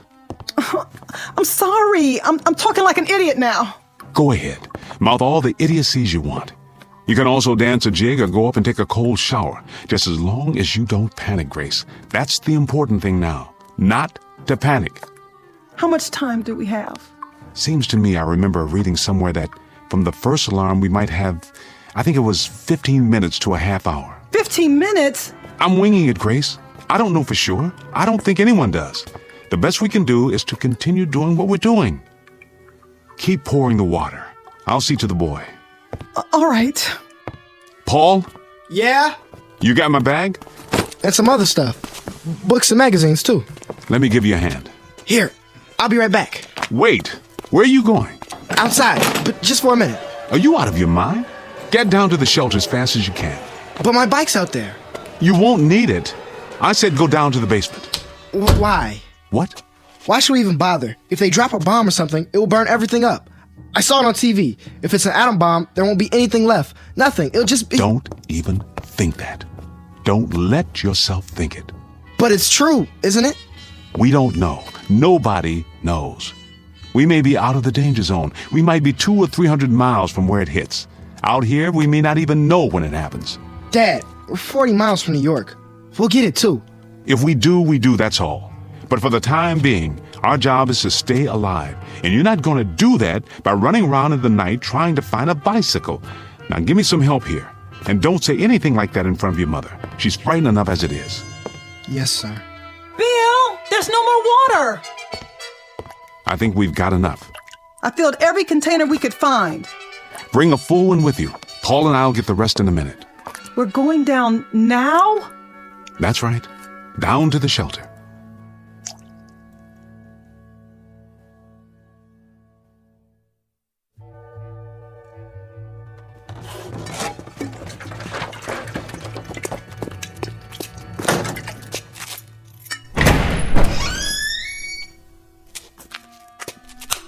There. The lights work. Go inside. Bill, I don't think I'm ready. I'm afraid we don't have much choice. Wait. There's a 5-gallon can of gasoline in the garage. Paul, you run up and get it. We may need it for the generator. Okay. Oh, Bill, I'm so tired. Here. Sit on the cot. I just want to lay down. I want to go to sleep. Grace, listen to me. I am listening. I just explained to Paul, if there's a bomb, there's no assurance it'll land near us. And if it doesn't... But if it does, if it hits New York, we'll get it too. All of it. The poison, the radiation, the whole thing, the firestorm, nothing will be able to put it out. And we'll be in a shelter. With any luck at all, we'll survive. I've built this room very, very carefully to government standards. We've got food and water to last a long time if we use it wisely. And then what? Then what, Bill? We crawl out of here and tiptoe through all the rubble up above, the rubble and the ruins and the bodies of our friends? Why is it so necessary to survive anyway? What's the point? Bill, admit it. Wouldn't it be better? Wouldn't it be quicker and easier if we just... I got the gas can. Is that all you need from up here? Do you hear that? Whose voice is that, Grace? That's why we have to survive. He's 12 years old. It's too early, much too early to think about a boy dying when he's done so little living. For him, Grace, Paul, Yeah. set it there next to the generator. I'll go up and get the rest of the water.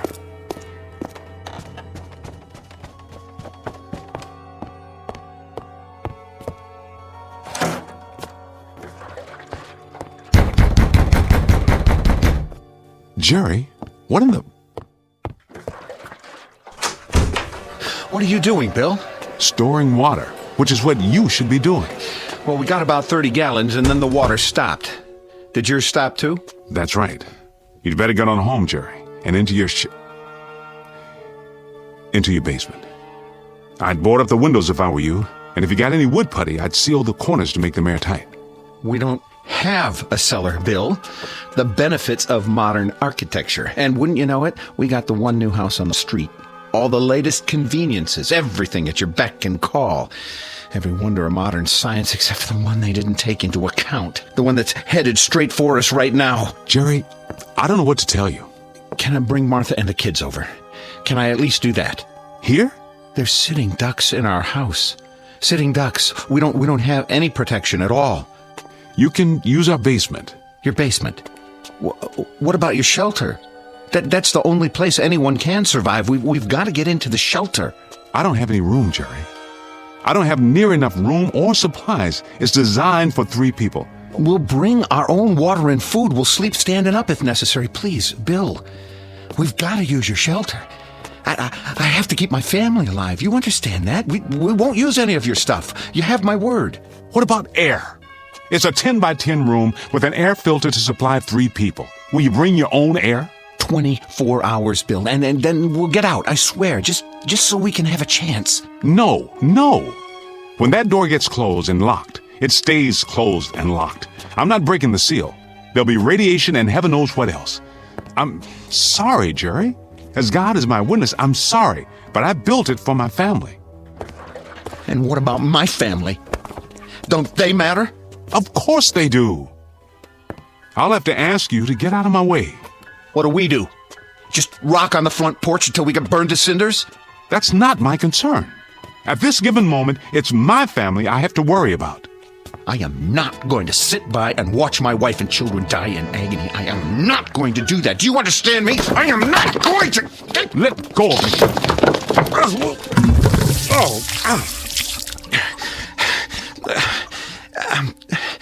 I'm sorry, Bill. I didn't mean to knock you down. Please believe me.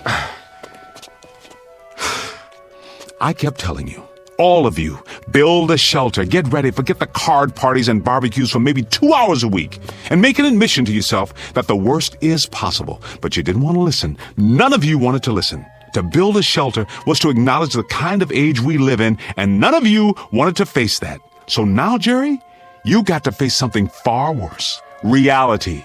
May God protect you. It's out of my hands. It's simply out of my hands.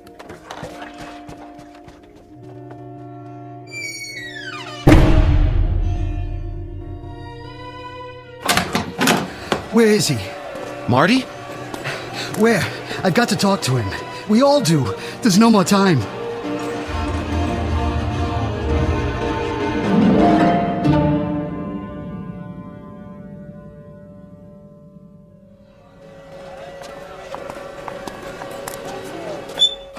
I tell you, there's no more time.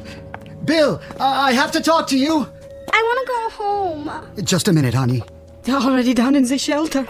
I told you they'd be there. They locked themselves in. Your wife's right, Marty. It's no use. He slammed the door in my face. He's got to let us in. We have windows in half our basement.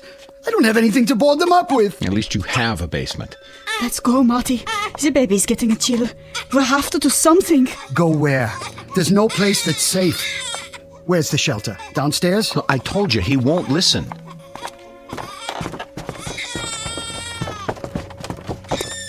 Bill, it's Marty. We've got the kids with us. Bill, can you hear me? Bill, please. Mommy, the lights. It's going to be all right. Shh. Marty, where are you? The lights are out. Bill, I know you can hear me. Please let us in. Please, Bill. Just let us in. No one else. Oh my God. What's happening, Bill? I'll start the generator. How can you in the dark? I know how to work it. Over here. Dad, I found the switch. All you have to do is pull the cord.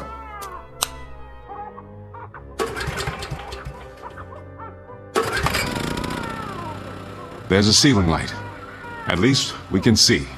Bill, we don't have any lights out here. My wife and son are scared to death and my baby's crying. Just open the door. Marty, I would if I could. Do you understand? If it didn't mean endangering the lives of my own flesh and blood, I would. I swear to you, I would. Please, you got to. Don't keep asking me, Marty, because I can't. I can't and I won't. I feel sorry for you then. I really do. You probably will survive, but you're gonna have blood on your hands. You hear me, Bill? You'll have blood on your hands. Dad, maybe... No! I've already made my decision. But Bill... I can't help it, Grace. Either it's us or it's them. All my life, I tell you, all my life, I've only had one function. That was to end suffering, to relieve pain, to cure and do no harm. But the rules are different now, don't you see? Now there's only one purpose, and that's to survive. Nothing else means anything. We can't afford to let it mean anything. Marty, get out! Do you hear me? Just get out!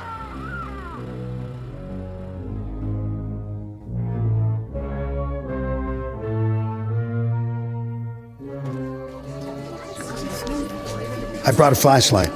Who's got a portable radio? Here. Announced that there are no further reports on the unidentified flying objects. A statement from the Pentagon confirms that an enemy attack cannot be ruled out at this time. Remain tuned to this station for updates. What does that mean? It means they're missiles. I'm not going to sit here. It'll hit any minute. I just know it. It's going to hit any minute. What are we going to do, Bob? Tell me. I'll tell you what we shouldn't do. We shouldn't just moon around here like sheep. Maybe we ought to pick out a basement and go to work on it. Pool all our stuff, food, water, everything. It isn't fair. He's down there completely safe, and our kids have to wait around for a bomb to drop. Why don't we just go down in his basement and break open the door? We couldn't all fit in there. It would be crazy to try. Then draw lots. Pick out one family. What difference would it make? He won't let us in. We can all march down there and tell him he's got the whole street against him. And what good would that do? I keep telling you, even if we were to break down the door, there's not enough room and there's not enough supplies. We'd just be killing everybody for no good reason. If it saves even one of these kids out here, I call that a reason. Jerry, you know him better than any of us. You're his best friend. Why don't you go down again? Try to talk to him. Plead with him. Tell him to pick out at least one family. Meaning yours, Weiss? Why not? I've got a 3-month-old infant. So what? Is your baby's life any more precious than our kids? I never said that. Look, if you're gonna argue about who deserved to live more than the next person, you can shut your mouth. Why don't you shut your mouth, Weiss? I don't even know why we let you in the neighborhood. It always happens. You let one lousy foreign-born type in, and everything goes to hell. Pushy, grabby, semi-Americans. Hey, pal, you're garbage. You're right. It always comes to that. There's always one person, one rotten, unthinking fool like you, who suddenly becomes the big straw boss and decides who's acceptable. I mean it, Weiss. If we've got to start hunting around for people to disqualify, you and yours are at the top of the list. Well, you stupid son of a...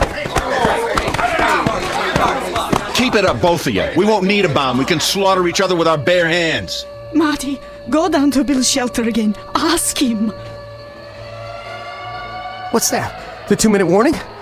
That means they're almost here. Look at the sky. What are those lights? Searchlights. It's gotta be close.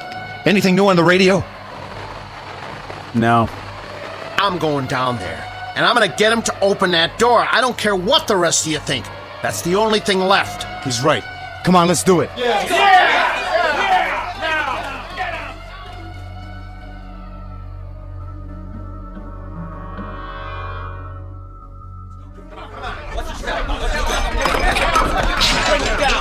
Where's the stairway? Over here.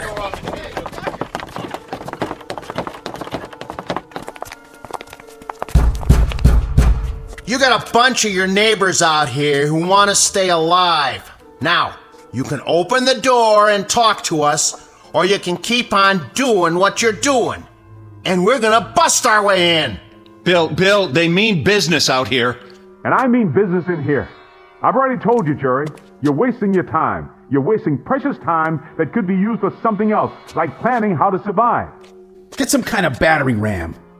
Over on Bennett Avenue, Phil Klein has some heavy pipe in his yard. I've seen it. Nah, that would get Klein into the act. Who cares about saving him? The minute we do that, we let all those people know that there's a shelter on this street. Then we'll have a whole lot of outsiders to contend with. Sure.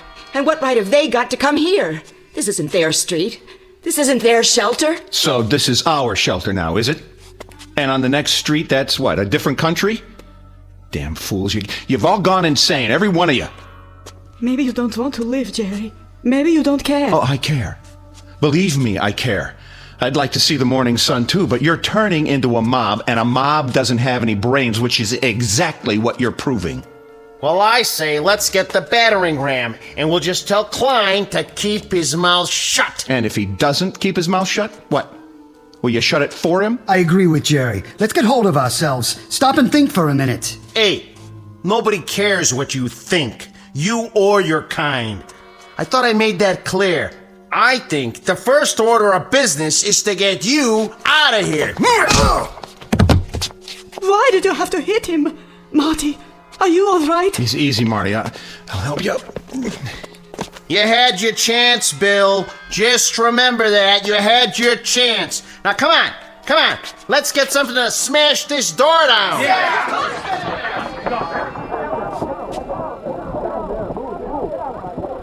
Bill, who were those people? Those people? Those are our neighbors, Grace. Our friends. The people we've lived next door to for 20 years. Come on, Paul. What do you want me to do, Pop? Help me brace the door. Stack everything we have against it. Maybe it'll hold for a while.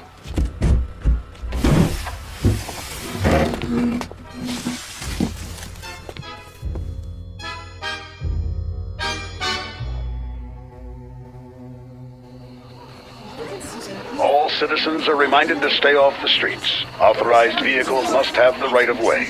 Please remain calm and stay off the streets. You heard what he said. Let's get inside.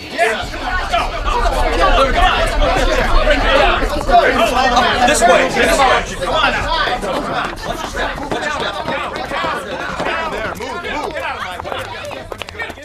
Try the battering ram. Yeah, let's see what it can do. Yeah, knock it down. Who told you, Butler? You should have opened up. Yeah, you should have listened to us. I really don't think it's gonna hold, Bill. Put your back into it, Paul. The hinges are breaking. Go inside, Butler. We're coming in. Remain tuned for an important message.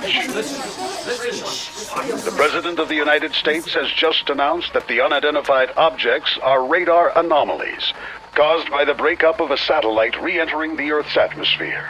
There is no cause for alarm. There are no enemy missiles approaching. There is no danger. We are not under attack. The state of emergency has been officially lifted. Repeat, there is no enemy attack. Stand by for further information. Oh, thank God. Thank God. Yes. Hey, Marty, I guess I went off my rocker, huh? You understand, don't you? I just kind of went off my rocker. I didn't mean all those things I said. No? No, come on, you know that. All of us, we're just so scared, so confused. It's no wonder, right? I mean, you can understand why we blew our tops a little, can't you? It's normal. Yeah. Hey, I don't think Marty's going to hold it against you. Just as I hope Bill won't hold this against us. We'll pay for the damage. We'll take up a collection right away. Why don't we have some kind of a block party or something? Tomorrow night, a big celebration, just like old times. So we can all get back to normal? How about it, Bill? Hey, Bill, I told you we'd pay for the damages. Yeah, I'll put it in writing if you want. That's all it takes. Marty, you want a block party and you want things back to normal. And Bob, you just want to forget all about it. And Jerry, you pay for the damages, huh? You'll even put it in writing. You pay for the damages. The damages. I wonder if any one of us has any idea of what those damages really are. Maybe part of it is finding out what we're really like when we're normal. The kind of people we are, just under the skin. I mean, all of us. A lot of naked, wild animals who put such a price on staying alive that we claw our neighbors to death just for the privilege. We were spared a bomb, but I wonder if we weren't destroyed just the same, without a shot being fired. Come on, Grace. Paul, you can come out now. We're safe.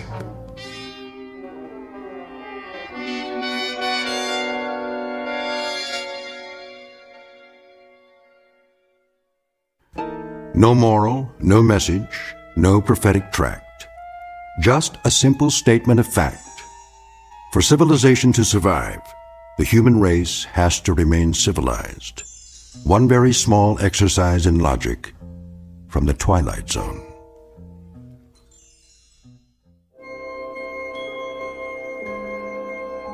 Hi, this is Carl Amari, producer of the Twilight Zone radio dramas. I'd like to take a moment to tell you about our official website at twilightzoneradio.com, where you'll get the latest news and information on these Twilight Zone radio dramas. Plus, at twilightzoneradio.com, you can digitally download 3 free episodes or any of our episodes for only $1.95 each. In this age of ever-changing technology, we've decided to make these episodes instantly available to you by making the Twilight Zone radio dramas a digital download-only series. This means that this series will no longer be offered on CD. The CD collections at our website are now being offered while supplies last at buy one, get one free. So be sure to get your favorites before they're sold out. Be sure to visit us often, and I'll see you in the zone.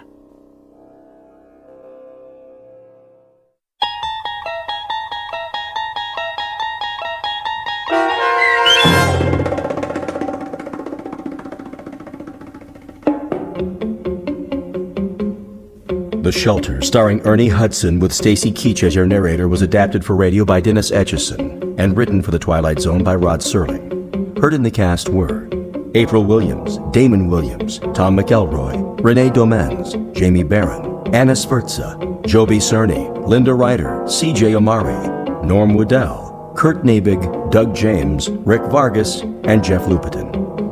This copyrighted radio series is produced and directed by Carl Amari for Falcon Picture Group and Westwood One. Sound design and custom Foley effects for The Twilight Zone by Cerny American Creatives Bob Benson, Craig Lee, Matt Sorrow, Tim Cerny, and Todd Byer. To learn more about the Twilight Zone radio dramas and to contact us, visit our official website at twilightzoneradio.com. Doug James speaking.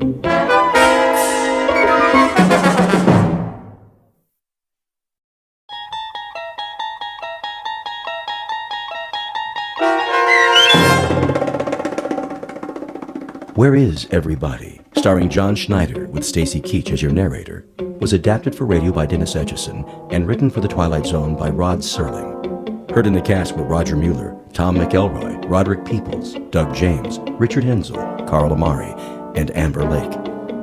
To learn more about the Twilight Zone radio dramas and to obtain audio cassettes and CDs of these programs, visit our website at twilightzoneradio.com.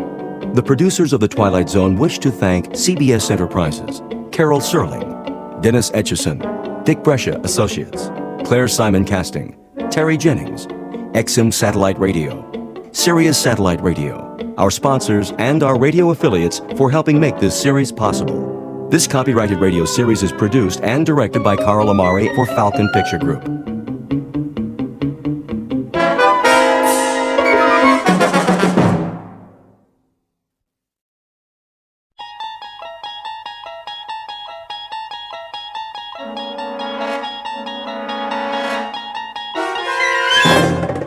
You unlock this door with the key of imagination. Beyond it is another dimension, a dimension of sound, a dimension of sight, a dimension of mind. You're moving into a land of both shadow and substance, of things and ideas. You've just crossed over into the Twilight Zone.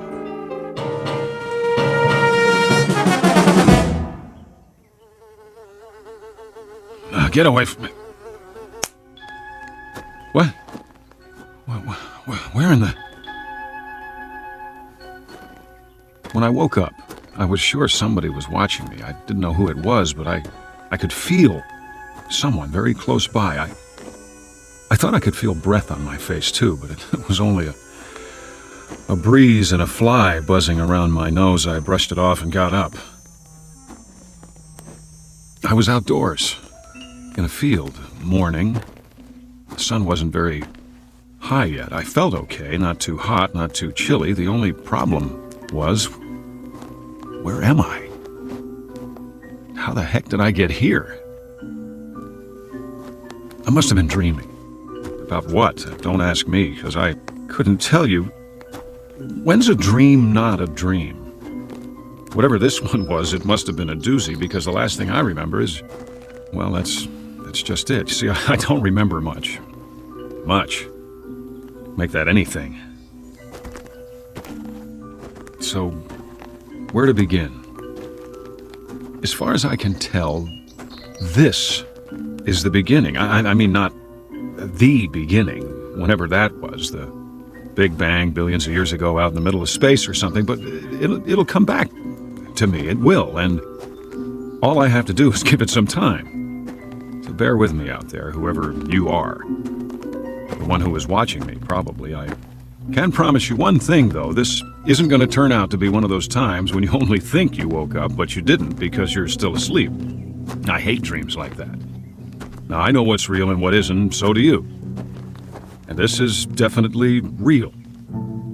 The mosquito that bit me, for instance, right on the nose, the bite is starting to itch like crazy with the sun beating down, but guess what? I'm clean out of calamine lotion. Wait a minute. I know this road, don't I? It looks like a lot of other roads, asphalt, telephone poles. I must have been driving, and my car quit on me, and I started walking to town, and I ended up spending the night out here. But if that's what happened, where's my car?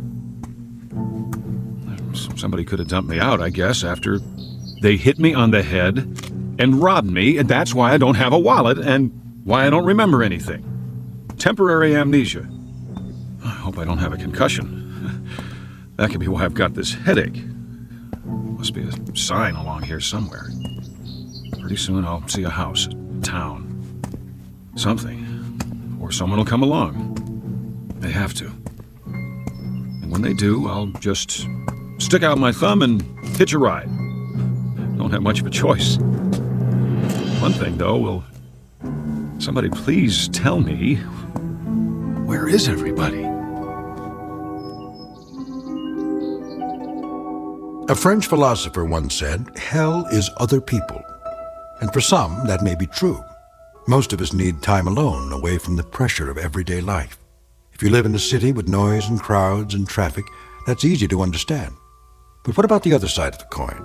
We also need companionship, someone to talk to, a friendly voice and a familiar face.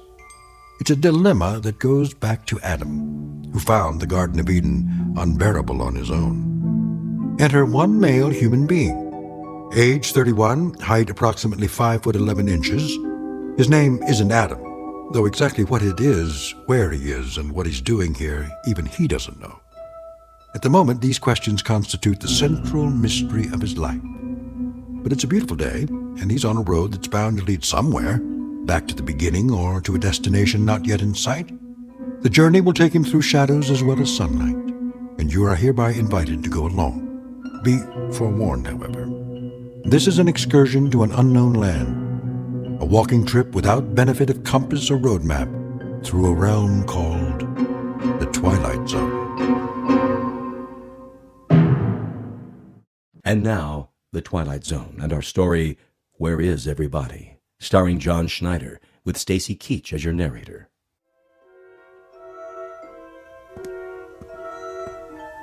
There we go. Roadside diner, just what I need. Well, what do you know? Still got a couple of dollar bills in my pocket. Some change, that ought to do it. Looks like I got the place to myself. Service here. Hey, is this jukebox loud enough for you? I mean, can you hear it all right? Hey, somebody want to turn this thing down a little over here? All right, I'll do it.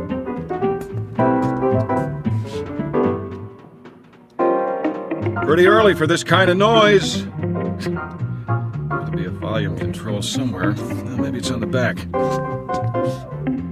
If I can slide it out from the wall. Easy now. Oh, look, I like music, same as the next guy. And all I'm looking for is the knob.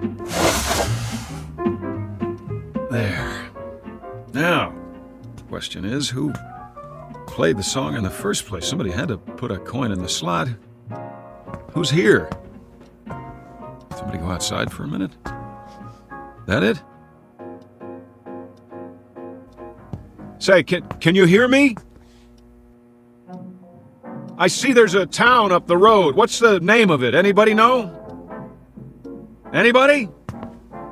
Like in the kitchen?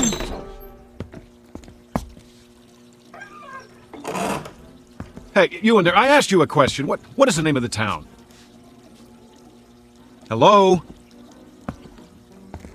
Cook must be outside catching a smoke.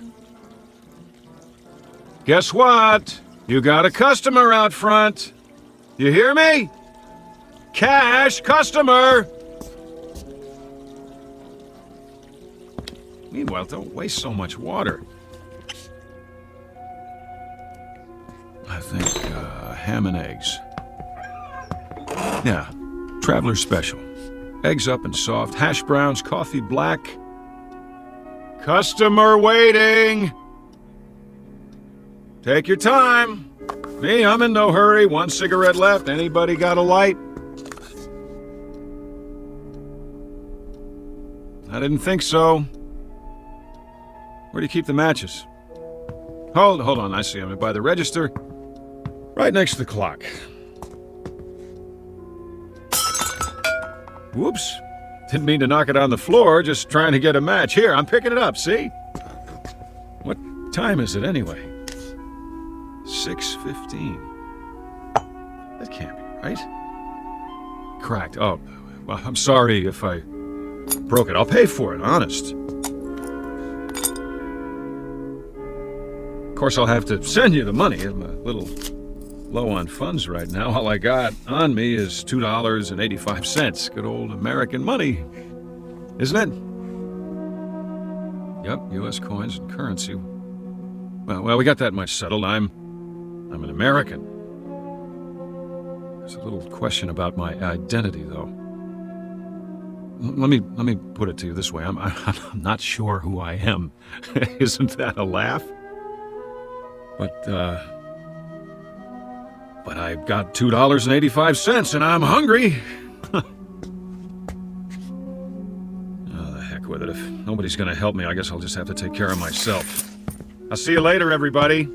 I'll even do you a favor. The sign on the door says, open. Let me turn it around for you. Closed. Yeah, that's more like it. Truth in advertising. I'm gonna wake up any minute now. I know I'm gonna wake up. I wish there'd be a noise or something, a great big noise to make sure I do, but it's so quiet around here, it's weird. Okay. If I gotta make it myself, here goes nothing. Yes, sir, that's my baby. No, sir, don't mean maybe. Yes, sir, that's my baby now. Oakwood, huh? It's a nice name for a town, real homey. The only question is, where is it and where's everybody who lives Here. Gotta be quite a few. Every kind of store you could think of. Drugstore, grocery, soda shop, post office, courthouse. Looks like a regular town to me. There must be a school around here, too. Where's all the kids? What? Where's that coming from? Church. Over there! What'd I do? Imagine I heard it? No, it was real, all right, and that means somebody rang it. Knew I wasn't alone. I'll go to the church and... Wait a minute, what's that? You there? Miss, yeah, you in the truck. I'm over here.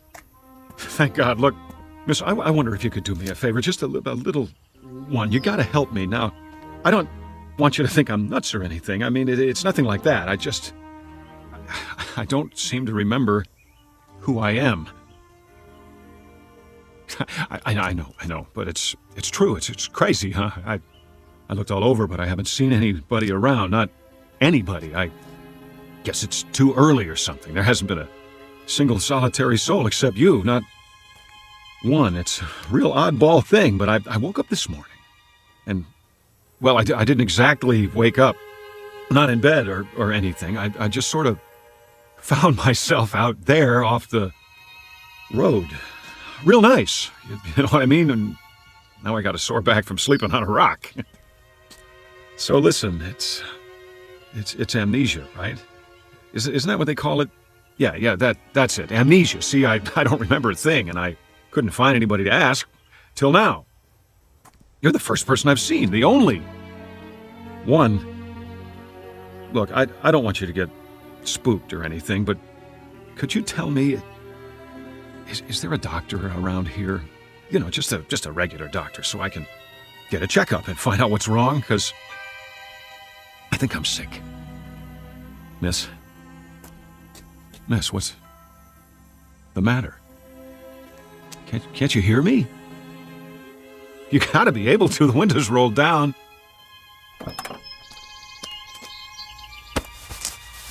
What's the matter? Hey, you're on. It came off. You're not even a real woman. You're a dummy. What's it say on the truck? Resnick's department store mannequins. Is that all? A bunch of mannequins? Here, get off the horn. Sit up straight. That's the way. Here's your arm back. I'm very sorry, madam. My profound apologies. I can assure you that at no time did I mean to disturb you. As a matter of fact, I've always had a thing for quiet women. Get what I mean, babe? Here's a kiss for that cute little turned-up nose. No, I'm sorry. I can't stick around and talk. I got a very important appointment. I'll see you in the funny papers, and don't you take any wooden boyfriends.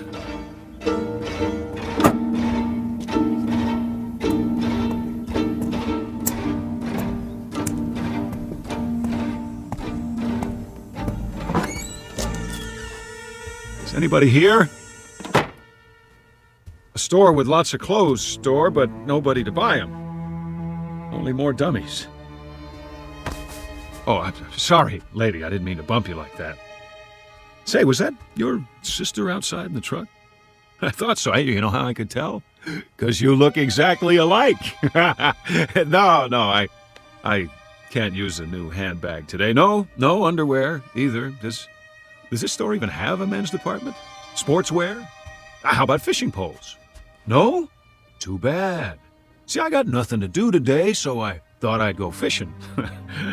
Well, I'll catch you later.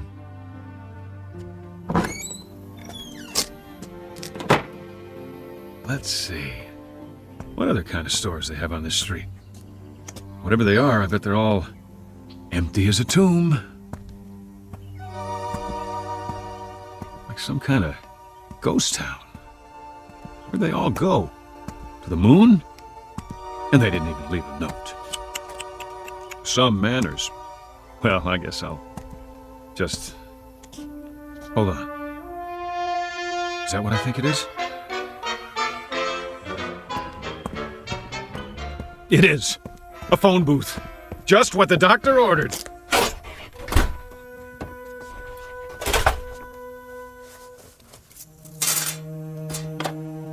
It even works. We're in business. Operator, you there?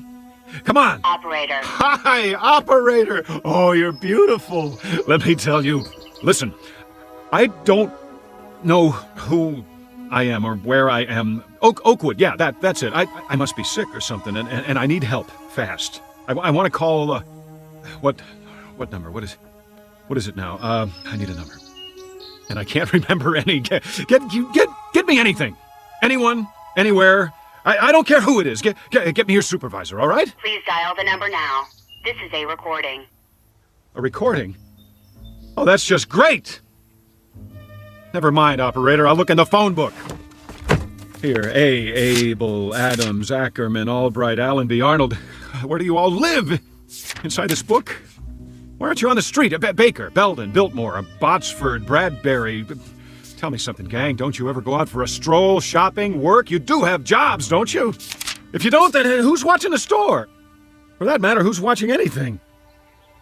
How's that?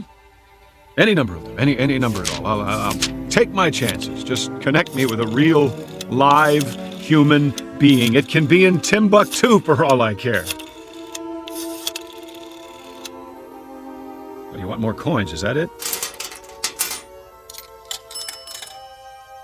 The number you have reached is out of order. Please make sure you are dialing correctly. Give me my coins back and I will. Hey, give me my money back. Give it to me! What kind of lousy phone company is this? Okay, all right, who's the wise guy? Who locked the door? Very funny. This is beautiful, trapped in a phone booth like a goldfish. Okay, you got me. Here I am. Everybody come see. That's it. Joke's over. Somebody want to give me a hand? How about it? No? And you asked for it. Oh! Oh, now I'm bleeding. Thanks a lot.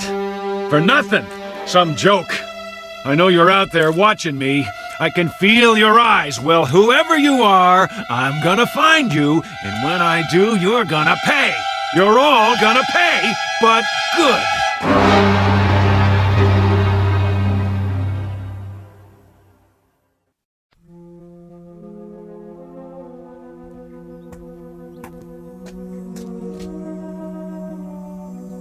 Oakwood City Bank. That's an idea. I feel like making a withdrawal. Hi! You got a customer out here? I'd like a loan. Yeah, that's it. About, $100,000. Maybe more. I don't know how long I'll be stuck in this jerkwater town. Better make it 5 or 6. How about $800,000? That ought to hold me for a while. What's the matter? Everybody on a lunch break? No sweat. I'll slip in behind the counter myself. Simple little transaction.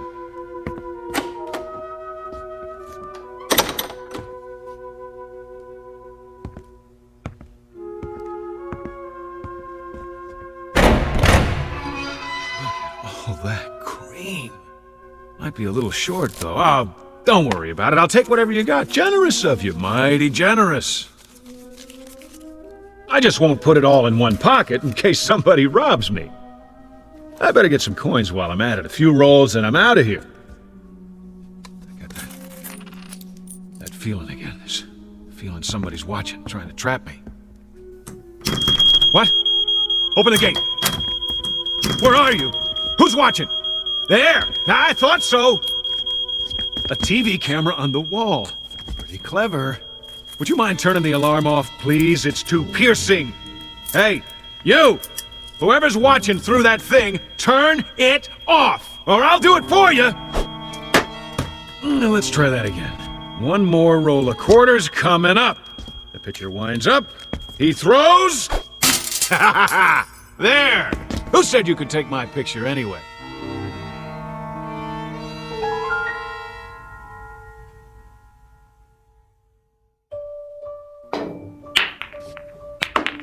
Nice. 2 balls on the break. Now all I gotta do is run the table. Piece of cake. 8 ball, anybody?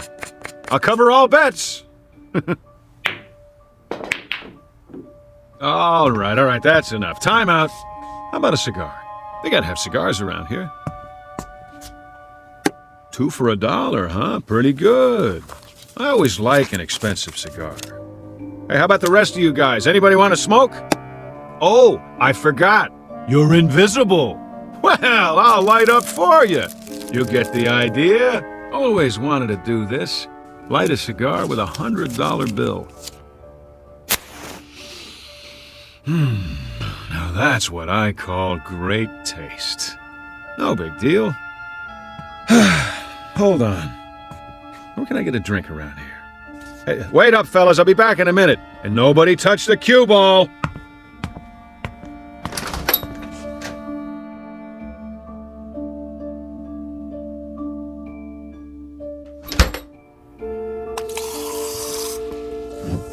A chocolate ice cream soda with 3 scoops and a straw.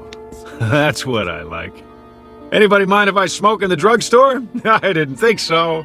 Well, I'll just set it down on the counter.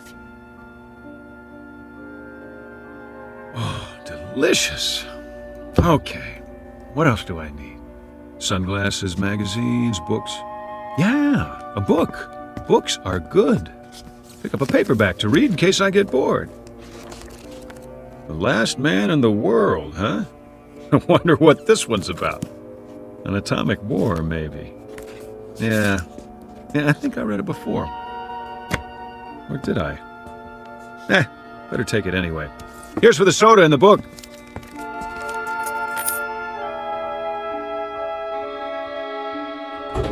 Yo! Post office! Got any mail for me today?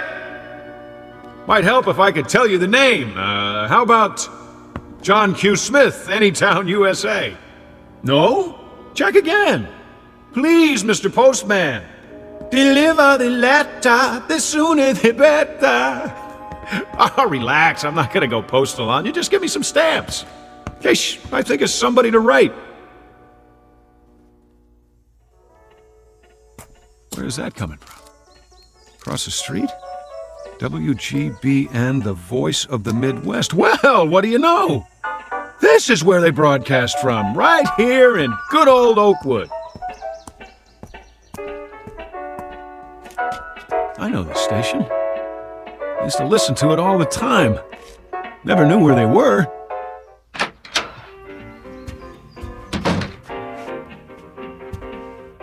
Do not enter when the red light is on. I don't think anybody will mind while the record's playing. It really is a record. Look at that! Look at old-fashioned vinyl on a turntable. I think I used to have this album. Oh, excuse me. Let's start it over again.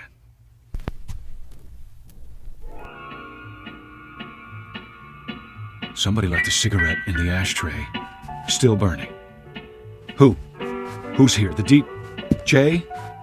I remember the DJ on WGBN, Vern Stevenson. Yeah, that was his name, playing nothing but the best. Where are you, Vern? Can you see me? The booth's empty, but somebody can hear me. I know it. I feel it. Attention, listeners, all you people out in Radio Land. We interrupt this broadcast for a special announcement. We're all alone here, and we need to hear from you, so call in your requests. The number is... Well, you know the number. Look it up. Just ask the operator for WGBN 1060 on the dial. The first caller wins a free lunch on the house, courtesy of me. You know me, don't you? If you do, call in and tell me, will you? Because I'm having a hard time remembering at the moment. Is anybody out there? Anybody at all? Congratulations! Hi. Thanks for calling. Thanks a lot. You've been selected to receive a free, all-expense-paid vacation to deep space. What are you talking about? This is an automated call from Amitex, Inc. to a selected few homeowners like yourself. All you have to do is complete a brief survey. If you'd like to continue in English, please press 1. For Spanish, press 2. Forget about it!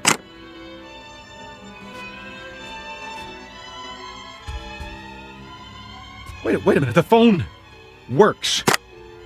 It works. All I need is a number. Any number. How do I get an outside line? Extension 1. Extension 2. None of the buttons work. Come on, I'm trying to make a call.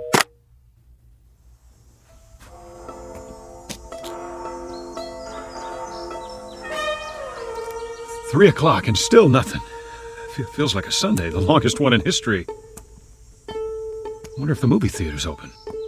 Why not? Maybe they got a matinee, a double feature, Pride of the Air Force and The Loner. Now that I gotta see.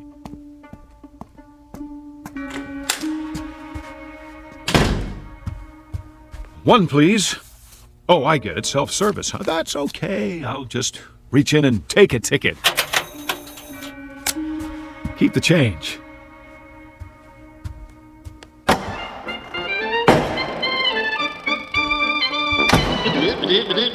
That's it, everybody. Good timing. Cartoon's over. Okay, Mr. Projectionist, you can roll the feature now. Ladies, please remove your hats. Shh. No talking. Anybody care if I put my feet up? That's what I thought. Look at those planes, will ya? U.S. Air Force, go! Air Force, Air Force! Hey, I'm Air Force. That's it. You hear me? I remember that much. I'm in the Air Force! Can anybody hear me?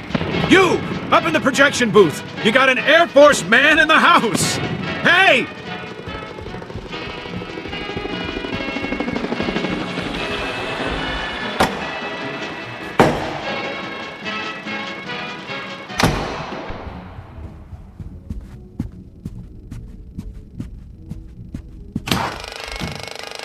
Nobody here. Then who is running the picture? At least I got the first part of it. I was in the Air Force. If I could just remember what happened after that. What was it? A war? A bomb? Or something? That must have been it. A bomb. But if there was, it would have destroyed everything, and everything's still here except for the people. What kind of sense does that make?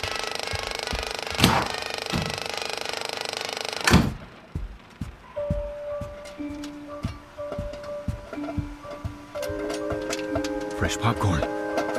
Who put it on? Nobody. That's who. It doesn't add up. No way. Phony butter. The smell's making me sick. Where's the men's room? I can't take this anymore. It's wearing me down. Just look at me. Look at the face in the mirror there. Buddy, I wouldn't know you. You'll forgive me. The face is familiar, but the name escapes me. See, I got a little problem here. You know what it is? I'm in the middle of a nightmare that I can't wake up from, and you're part of it. You and the ice cream and the cigar, the phone booth, the mannequin, this whole town, wherever it is, whatever it is, I just remembered something else. Scrooge said it. You remember Scrooge, pal? Oh, not Scrooge McDuck. Ebenezer Scrooge, what he said to the ghost of old Marley. I must have learned it in school. I think it goes like this. You may be an undigested bit of beef, a blot of mustard, a crumb of cheese, a fragment of an undone potato. There's more of gravy than of grave about you. Get it? That's what you all are. You're what I had for dinner last night. You must be, but now it's the next day and I'd like to wake up. I've had it. And if I can't wake up, at least I'd like to find somebody to talk to. That's all. Is that too much to ask? I guess it is. Me? I'm gonna have some popcorn. Plain. But I tell you true, if I don't find somebody today, you hear me? If I don't, I'm checking out of this world one way or the other. I'll get a gun, or whatever it takes, count on it.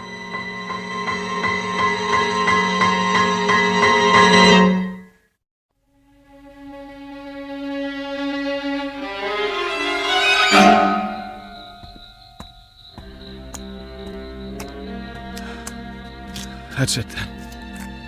I sat through both movies, but it didn't help. No more than the drugstore, the pool room, the radio station, none of it, all one big fat joke. Give me my money back. Here goes. What a lousy phone company is this? I'm bleeding. Thanks a lot. Where are you? Who's watching? I'm in the middle of a nightmare that I can't wake up from. No! It's too much! Make it stop! Please! I need a gun. And one bullet. If nobody will help me, I'll have to do it. Where can I get a gun? The police station, that's it.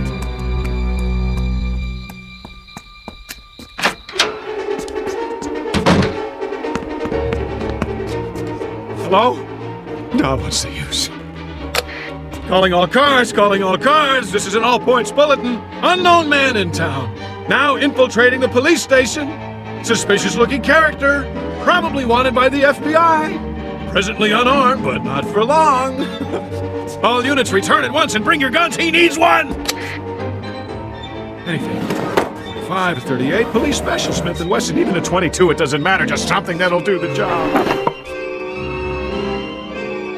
Hot coffee. That's very considerate of you. I gotta say, it smells mighty fine, but no dice. It'll take more than that to get straight. There. I knew it.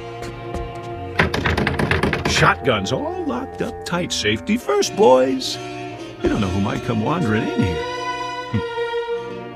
Well, when all else fails, use a little elbow grease. Remington 30-30 over and under shells. Right here. Now, where am I going to do it? I don't want to splatter my brains all over the front desk. Hey, what's back there? Jail cells. Perfect!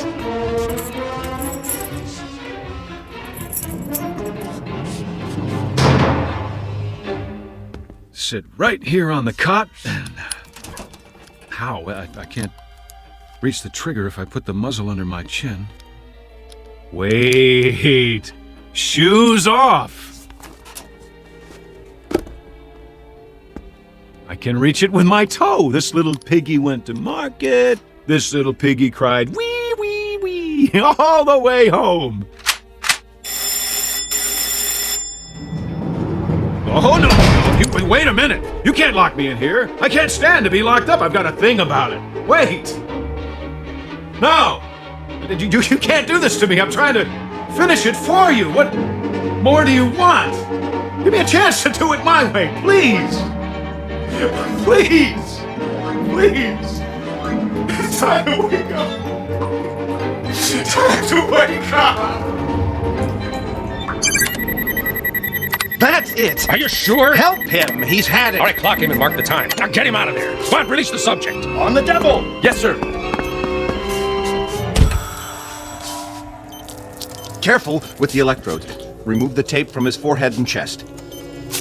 It's all right, Major. You're right. Get a stretcher! Medics! Over here! Now watch his hand. He cut it on one of the dials inside. What?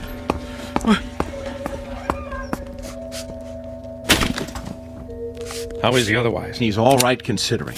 Delusions of some sort. I guess that's it. He's coming out of it now. Fine. Did you get all your data recorded? Yes, sir. Every bit of it. And did you get him clocked? Yes, sir. All right, how long? 484 hours, 36 minutes. That long? I'll compile all the data for you. Yeah, good. But I'd like to have a look at his reaction chart, too, hour by hour. What about the press, sir? The press? You said you'd see them. They've been waiting in shifts. I'll have to cut it short. I want to talk to Ferris. Yes, sir.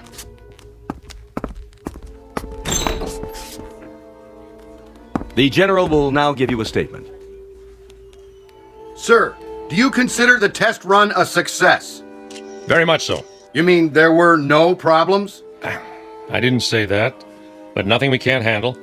Major Ferris has been in that box, 6 feet by 5 feet by 5 feet high, for something in the neighborhood of 484 hours, which is roughly equivalent to our deep space mission before rendezvous. But we've had flights longer than that before. No, not solo, and not in a capsule that small. It's a one-man mission, in a nose cone too small for him to stand up or move around. They call it sensory deprivation. Isn't that right, Doctor? Yes.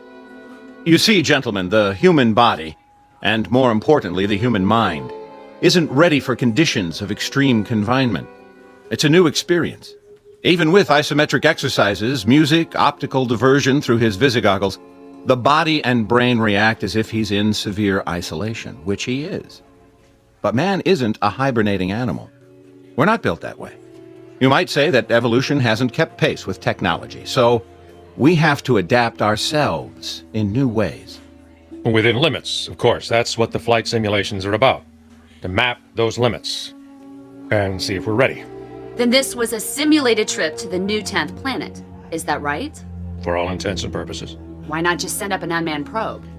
Because our exploration platform is already in orbit there. What we need now is to man it, within a reasonable flight time, even with new, faster propulsion systems. As you know, there are still problems with suspended animation, problems we hadn't anticipated. Such as? The revival methods, ice crystals in the blood, and so forth. I'll make a background report available if you need it, gentlemen. Thank you. What were those wires attached to him? Electrodes. All of his reactions have been charted and graphed. Respiration, heart, blood pressure. What happened to him toward the end? Just before he pushed the button or whatever it was. We heard him shouting inside. Sounded like he was screaming. What happened to him was that he cracked. Doctor? We assume hallucinations of some sort based on the voice recorder. It's a common trick of the brain when there's not enough sensory input. So you see, there's a very real reason why humans can't bear to be alone. Solitary confinement is a tough sentence, whether it's the Garden of Eden or deep space. There may be a practical reason for human contact, even for love. A kind of survival mechanism to remain sane. How bad did he crack? I'll tell you something, gentlemen. You spend 2.5 weeks all by your lonesome on your back in a 5-foot square box without ever hearing a human voice other than your own, and I'll give you especially good odds that your imagination would run away with you too. Just as his obviously did. General, I'd like to know, if I could ask you, our readers are wondering... Yeah, that's enough for now. Thank you. Captain Grant will have a press release drawn up. Should be ready in about an hour. Thank you all for waiting so patiently. Last question, General. How did you know when he was ready to come out? He asked. There are several buttons and switches inside. Each one controls a simulated function for flight. Oxygen, fuel, temperature, and so forth. And the last button. Which was? Abort. When he had all he could take, when he had to get out, that's what he pushed. Or pounded with his fist. And now, gentlemen, good day.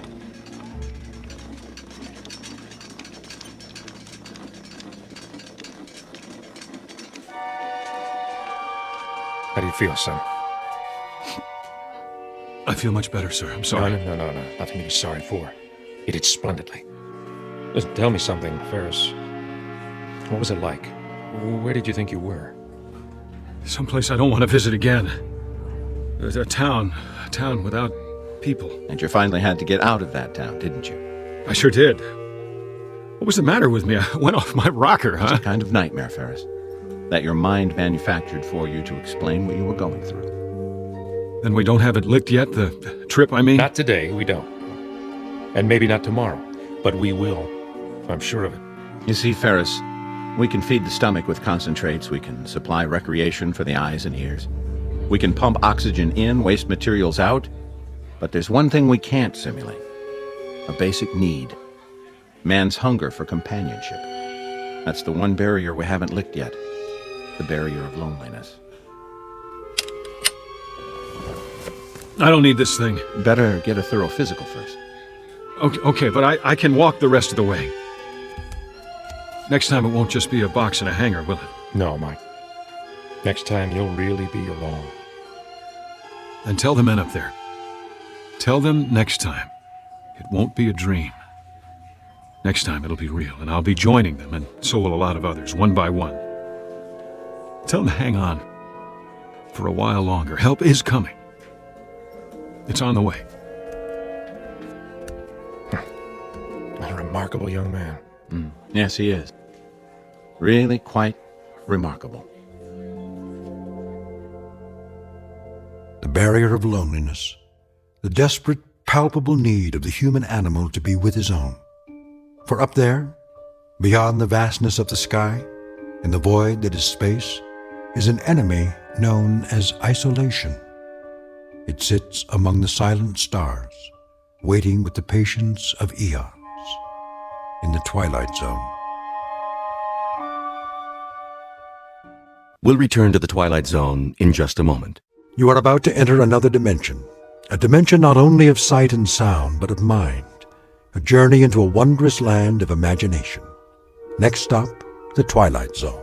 Hi, this is Stacy Keach. I'd like to take a moment to tell you about our Twilight Zone website at twilightzoneradio.com. At twilightzoneradio.com, you'll find the latest information on these Twilight Zone radio dramas, including behind-the-scenes photographs, plus the newest product releases, trivia contests, ways to contact us, other Twilight Zone-related info and merchandise, plus links to other fascinating websites. So make your next stop twilightzoneradio.com.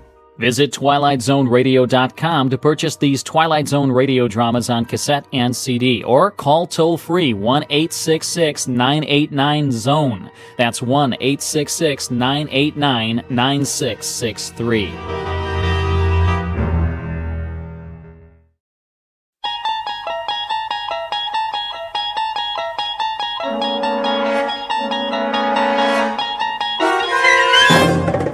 You're traveling through another dimension, a dimension not only of sight and sound, but of mind, a journey into a wondrous land whose boundaries are those of imagination.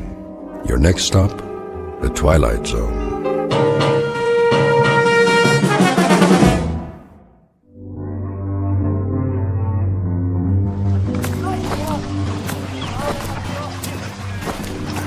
Sergeant? Yes, soldier? Can I ask you something? Go ahead, son. If it's whiskey you want. Well, I don't have none. Not for days now. It's long gone. No, that's not it, sir. Oh, I thought maybe you wanted something for the pain. Your arm. You'd best change that bandage. I don't have anything, Sergeant, except my uniform, and there ain't much of that left. Here, take my ketchup. Oh, no, I can't. Sure you can. Come on now. Get that sling off. Make yourself a new dressing. You need it in the heat. Thank you kindly, sir. Go ahead and sit, if you like. Oh, no, I don't want to do that. I gotta keep moving. Why? There's no hurry. Not anymore. Well, if you can walk on that crutch, I figure I can as much on these 2 feet. Besides, I got a long way to go. How far, soldier? Alabama. I made it to be 600 miles. My folks will be waiting. Stop now, I might not get there at all. Oh, you'll get there all right. We all will, one way or the other. Because we have to. No place else to go. Yes, sir. Going home. That's what I wanted to ask. You know the date today? I'm sorry, son. I lost track. I don't know, still April or thereabouts. Hey, Willie. That you? You know that boy? Sure I do. Sounds like Willie from Birmingham. We was together at Appomattox. You go on ahead. I gotta take it slow for a while. Much obliged. See you tonight, sir, when we make camp. Luck to you, son. God be with you.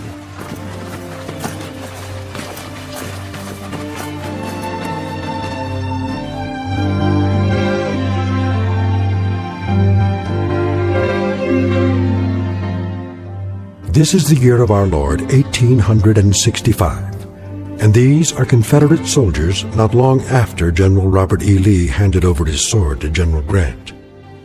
Lee's troops have been released from duty, and for most that means traveling on foot, carrying with them the last vestiges of dignity and defeat. They walk these roads by the thousands, by the tens of thousands, with one goal in mind, to get home. They survived a war that cost more than 1 million lives, and those left are the walking wounded, bandaged, dirty, bearded, and exhausted, moving past burned-out homes in a burned-out land that now relinquishes a burned-out cause.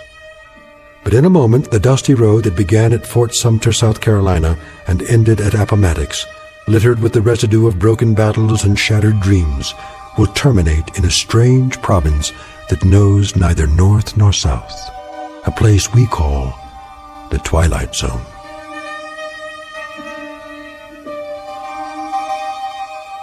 And now, back to the Twilight Zone with The Passers-By, starring Morgan Brittany, with Stacy Keach as your narrator.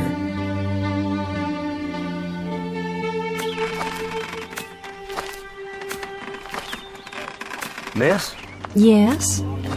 I was wondering, Come closer to the porch so I can see you. mind if I take some of your water, miss? The canteen's run dry. Please. The well's just there. Have all you like. Thank you kindly.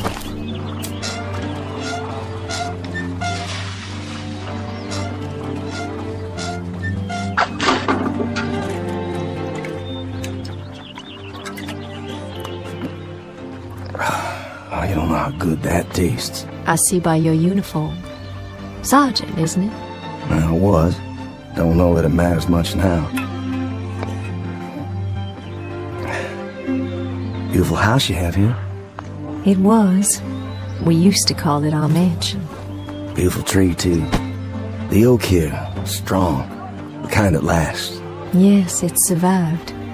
It was here before the house was built, and now it's the only one left. War claims a lot of victims. Different kinds. Men, animals, God's own beauty. You mind if I sit here a spell? Not at all. It's nice to talk to someone. I feel as if I haven't had a conversation in years. What if I strum my guitar a bit? You have a guitar? Carried it all through the war. Would it bother you? Oh, it would be lovely. My husband used to play guitar. Did he? Oh, he played so well. He's where, ma'am? He was killed at Yellow Tavern with General Stewart. I'm sorry. You have a wife back home? No kin at all. It was just my father, but he died the first year of the war. I'm sorry. Oh, it's all right. It's been a while now. I mean the crutch. I didn't see it. You've lost your leg. No matter, ma'am. Didn't exactly lose it anyway. I know just where they buried it. Outside of Chickamauga. It must be hard walking for you. Do you have a long way to go? Why, I guess I do. I kinda lost track. Have you been on the road long? Reckon I have. Since the beginning of time. Leastways, that's the way it seems. I don't quite remember when I wasn't moving down the road someplace. Like all those men passing by day and night. Oh, I got plenty of company. But it's different now. There isn't anything in the world sadder than a defeated army crawling home. And how different it was when they marched off. Brand new gray and gold braid and 1,000 flags. With trumpets and drums. Nothing but trumpets and drums. I thought it sounded so wonderful. I remember. Gonna lick the Yanks in a month. That's what they said. In a month. How wrong they were. And we stood by in our summer dresses and cheered them on and threw flowers and felt so grand. Just a few tears. Not many. Because we were so sure they'd all be coming back just as they left. And how wrong we were.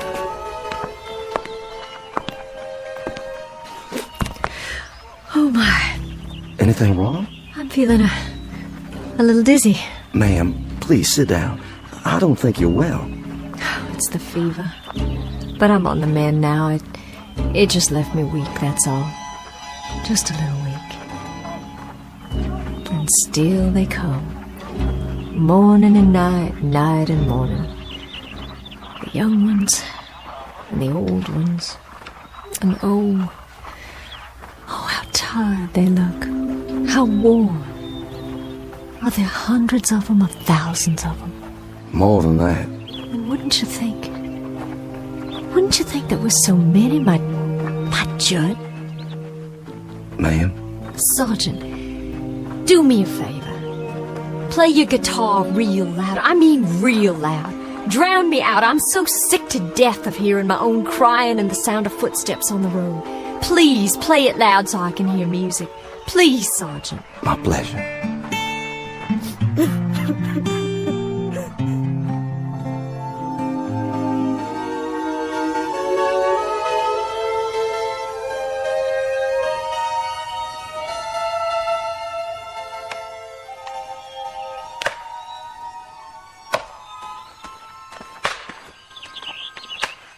Charlie? Charlie Constable, is that you?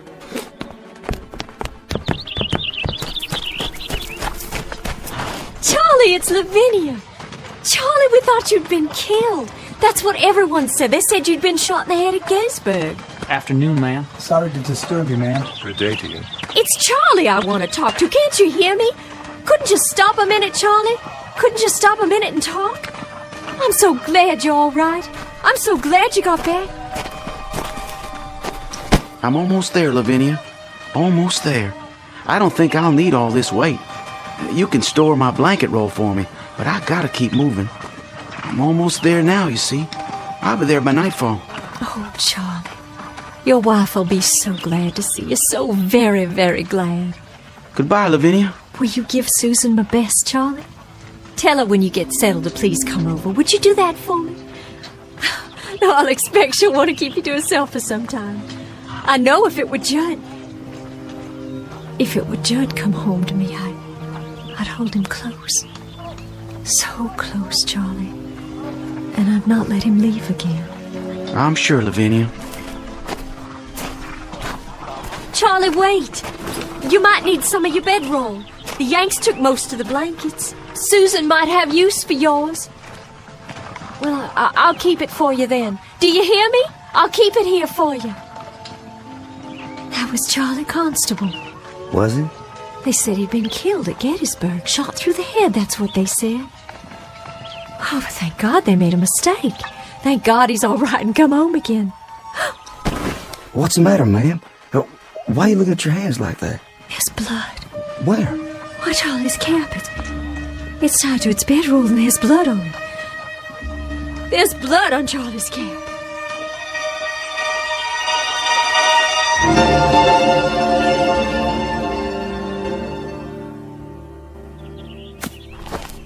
Ma'am? Yes? It's Sergeant Baxter, ma'am.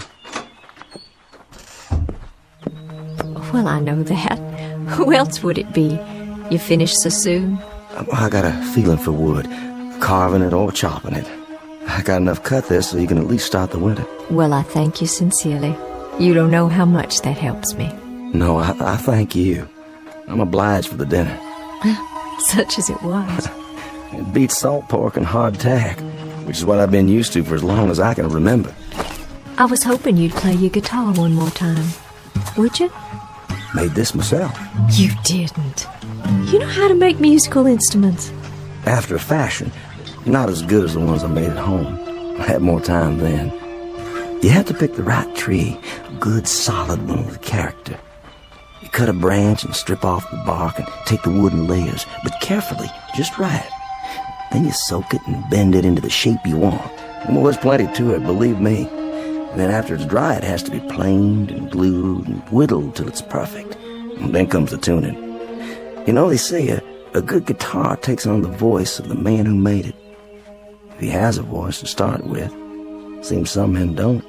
No matter what they play, it just comes out flat and dead. I'll bet all your guitars sound beautiful. Just like this one. My old man used to say that I'd wind up nothing but a bum troubadour. Did he? My old man. But he was a proud one when I marched off.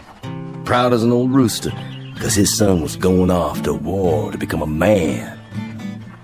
And I come back, half a man. That song of yours. Black is the color? Judd, my husband, he used to sing that. Oh, I wish you could have met him. I wish so too. A very gentle man. A very nice and decent man. And I can remember nights he'd sit out on this porch and play and sing. Even the crickets would keep quiet. The bullfrogs down at the pond. It was just as if they'd stopped their noise so they could hear the music. And then the Yankees came. Like blue locusts who had to eat away the trees and the land and everything on it. I owe them for much. For our house, our lawn, our trees, for everything that was.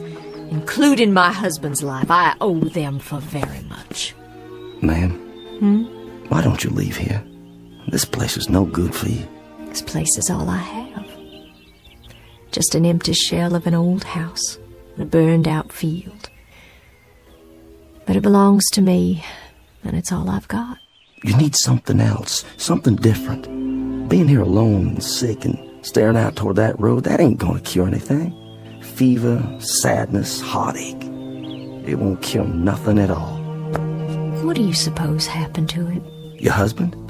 The Yankee who killed my husband. Do you suppose he's marching home now? Back to his own kin? Do you suppose he's laughing and singing and telling all his neighborhood about the rebels he killed? All the bullets and the heads he shot them through? I don't reckon that at all. You shouldn't either, ma'am. There's been a lifetime of suffering on both sides. I got a gun inside the house. An old shotgun.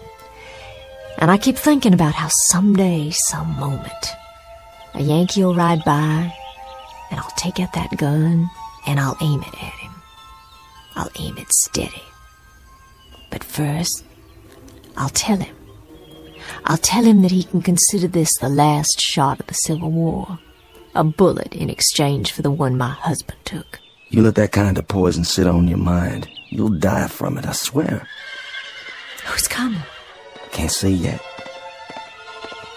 It's him. What do you mean? The Yankee. Well, hold on now.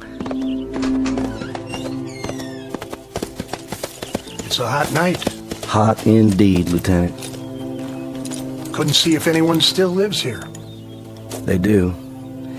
You traveling a long way? Oh, just up the road. But I've been on it a long time. You too, Sergeant? Long time. I've got a half-full canteen, but my horse is running dry. Well, there's water in the well. I don't think they'd mind. Much appreciated. I know you, don't I? That's possible. I mean, I've seen you before. I seem to remember. Go on. What is it you remember? You'd best heed the sergeant's answer, because it's the last thing you'll ever hear. No, ma'am. Put the gun down. You don't understand. The last thing you'll hear on this earth. This I promise you.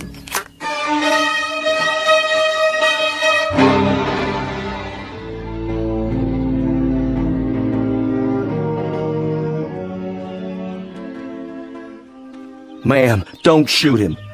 The lieutenant here tried to save my life. Stand aside. Hear me out first. I was lying on the side of a road. A mini-ball had landed amongst us and took off my leg, and I laid there bleeding. And then he come by, a patrol of Yanks, and he propped me up, and he tried to stop the bleeding. I remember looking straight at him and saying, I said to him, danged if you ain't the most changeable breed in the world. First you do your best to kill me, then you call off the war long enough to try and save me. You remember that, Lieutenant? I thought to myself then that if General Lee had many more of your kind, we'd take a lot of lumps before we could lick you. Well, we sure give you some. That you did. Lieutenant, this is Lavinia Godwin. You thanked him, Sergeant. Now be so good as to step out of the way so I can thank him for a few other services. Ma'am, the lieutenant here, he stood out on the open road and tended to me while both sides were shooting up a storm over his head. And yet he stayed there, and he tried to save my life. I've got this shotgun leveled straight at his head, and my hand is steady. I've waited a long time. I aim to blow his head right off his shoulders. This your pleasure, ma'am? And duty. A little bit of both, perhaps. Well, then you'd best get on with it. Ma'am, I can't let you do that. I just can't. You can't stop me with that guitar. I've got the gun. Then I'll stop you with my hands. You'd better stand down, Sergeant. I've got my finger on the trigger. And this is for you, Yankee.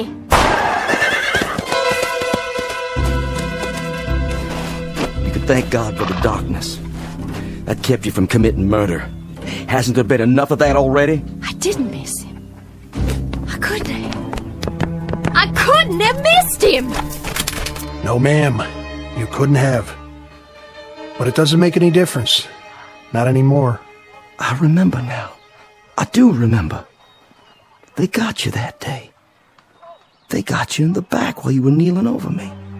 You took a bullet in the back and you fell right over. Yes, I think that's how it happened. I thought you were dead. I remember thinking you were dead. What's going on here? What's going on here? You'll understand. It'll come to you sooner or later. What will? I've got to be moving up the road again. Don't want to ride, do you, Sergeant? She's not the staunchest steed on earth, but she'll carry two. Thank you, but one's enough. As you like. Safe journey, Lieutenant. And to you. I wish you the best, ma'am. I do wish you the best. And this too shall pass. This too shall pass. Wait and see. I'm sorry I hit you, Sergeant. And your guitar, your beautiful guitar, I shouldn't have. I shouldn't have done that. Please, forget it. It's over. Those things he said. What do you suppose he meant? I have an idea, but I think we'll know for sure soon enough. Look, on the ground. What? It's wet. When he climbed on his horse, he was dripping blood.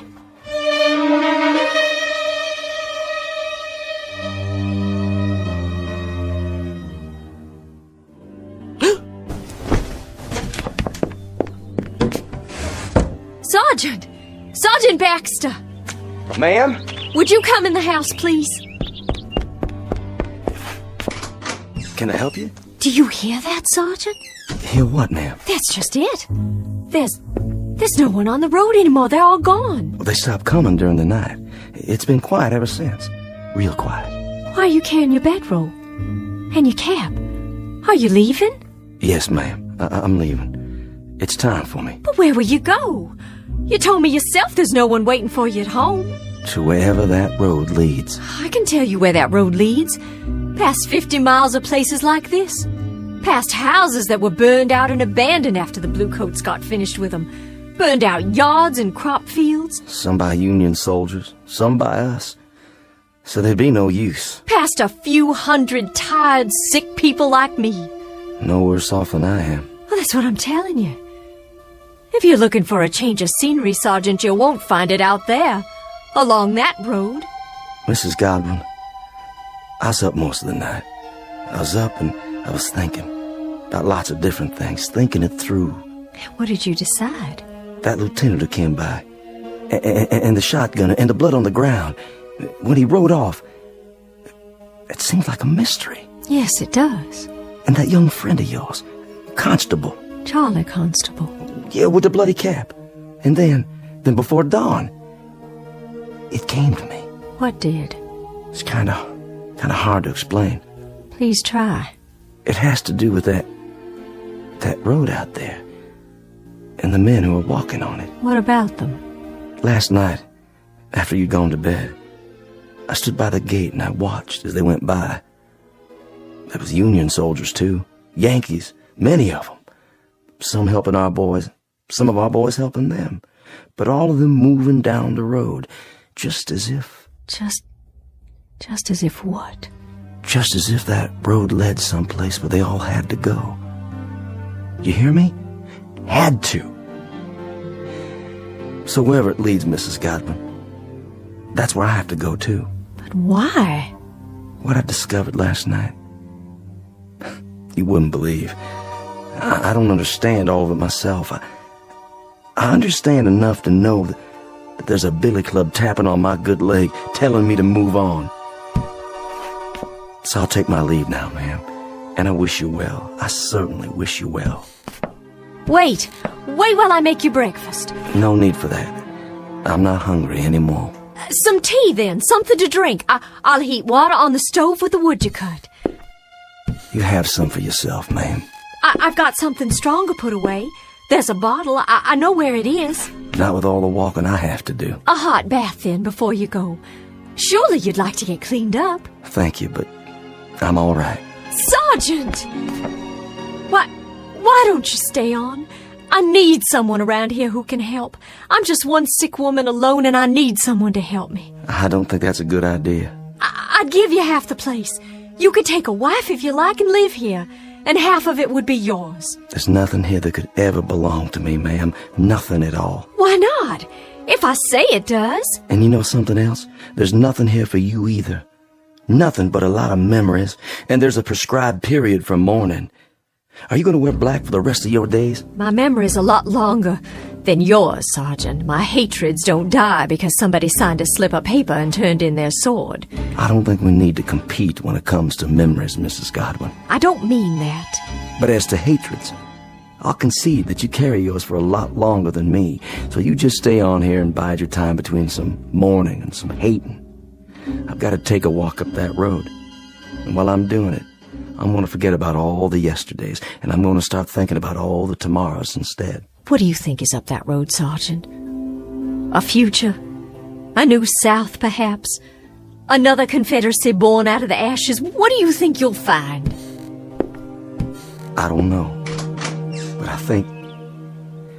think every man has to find his own end of the road. It's whatever he wants for himself. And every woman, too. What's that? Sounds like my guitar. But it can't be. It's broken. There's a soldier in the yard. He doesn't mean you any harm. It's a Confederate soldier. Why, it's Judd. My Judd, he's finally come home after all.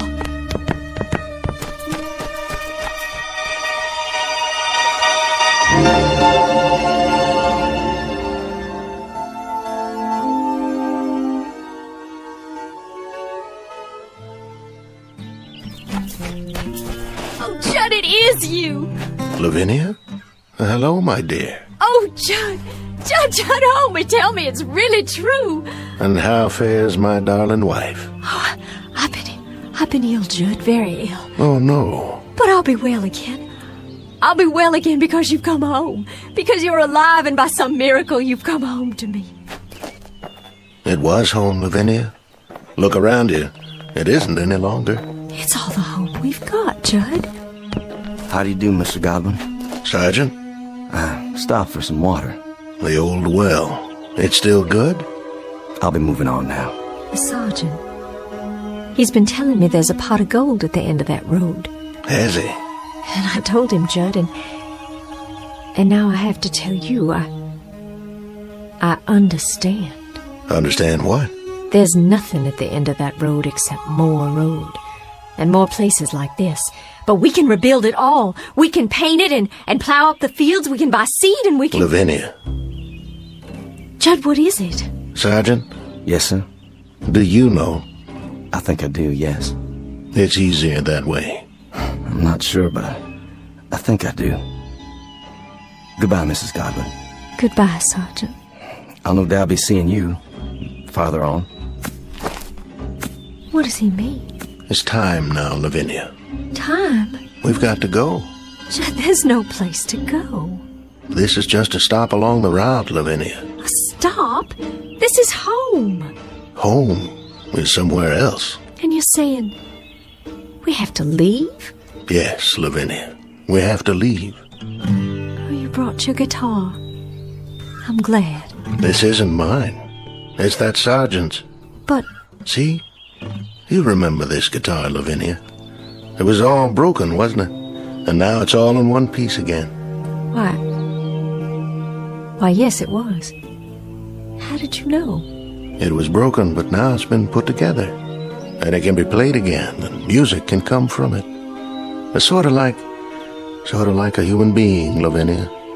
A bullet comes along, or a cannonball, or a fever, and it breaks our bodies and throws them aside, and they're no use to us anymore. But then something else comes. What are you saying? With that comes a second chance. Judd, are we? Yes, dearest. My death came at Yellow Tavern with a bullet. Yours came here with the fever. No. Then you mean all those men? All those men are heading to the end of the road. To whatever it is that each of them yearns for. Yearns? To a place or moment that is their heart's desire. Theirs and theirs alone. Are you ready? I'm alive, Judd. I have to be. I can feel it. I'm alive. And I don't want to leave here. I'm not ready. I don't want to leave here because if I do, that means I'll have given up. There's nothing to give up anymore, Lavinia. There's nothing at all. Yes, there is. There's the house and the field and the crops we planted that we'll plant again.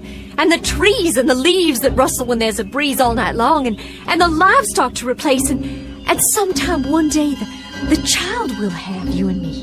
And he'll grow strong and healthy and he'll help you tend the fields and then he'll move on to a life of his own. his life and his children, our grandchildren, and we'll grow old together on the piece of land that's our own. And in that way, life goes on. Oh, there's so much life still left, so much living still in me, I can't give it up. Don't you feel it? If you don't, I have enough for both of us. It's all I ever wanted, to be here with you. I'll see you later on, then, when you've made your peace. I'll wait for you, just as you waited for me. Oh, Judd, please, please don't leave me.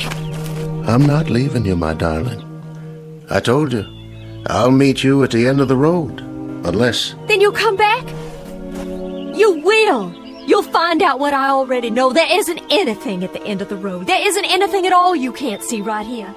You'll come back, Judd. I know you will. That's as it may be, but I'll be waiting for you. Judd! Judd, please come back. Please come back to me. Go after him, my dear. Who are you? Just a fellow traveler. You must be tired. And hot in that black suit and that tall hat. Odd, isn't it? Passing strange how it doesn't seem to bother me now. I have some water if you like. That would be a most extraordinary kindness. Over here. There's a well. The water's cool and sweet. Here, drink your fill.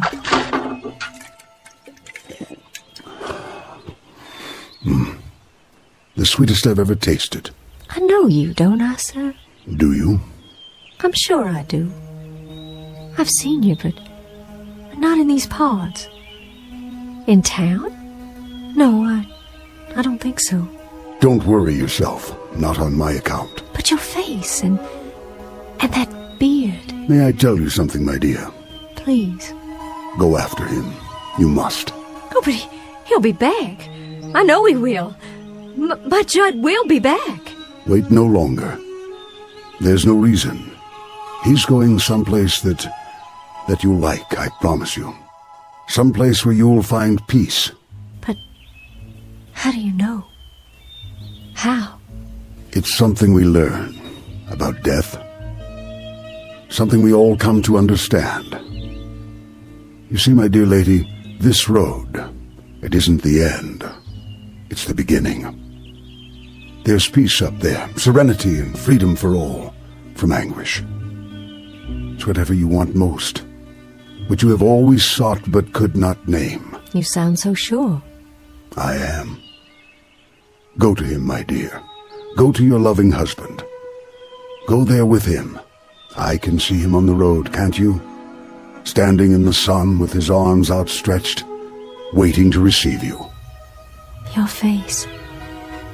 I know that face. I've seen it in the newspapers. But you were shot, sir. I read it. You were shot by an assassin at Ford's Theater in Washington. But that's so far from here. How? So far that I can hardly remember. It all falls away, like seeds in the earth. And so now, Mr. President, you're one of the... Yes, my dear. I guess you might say that I am the final casualty of the Civil War. And now I'm the last man on this road, the very last. I think it only fitting that I be the last of the passers-by.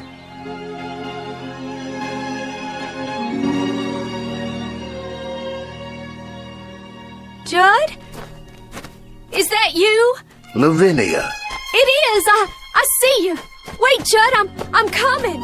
I'm coming now.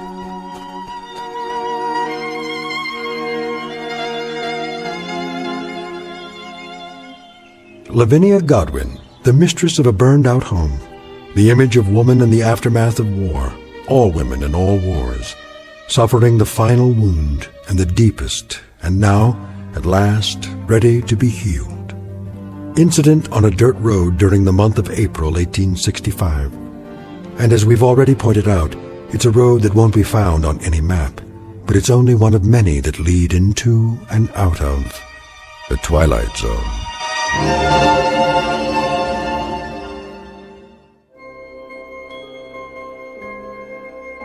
Hi, this is Carl Amari, producer of the Twilight Zone radio dramas. I'd like to take a moment to tell you about our official website at twilightzoneradio.com, where you'll get the latest news and information on these Twilight Zone radio dramas. Plus, at twilightzoneradio.com, you can digitally download 3 free episodes or any of our episodes for only $1.95 each. In this age of ever-changing technology, we've decided to make these episodes instantly available to you by making the Twilight Zone radio dramas a digital download-only series. This means that this series will no longer be offered on CD. The CD collections at our website are now being offered while supplies last at buy one, get one free. So be sure to get your favorites before they're sold out. Be sure to visit us often, and I'll see you in the zone.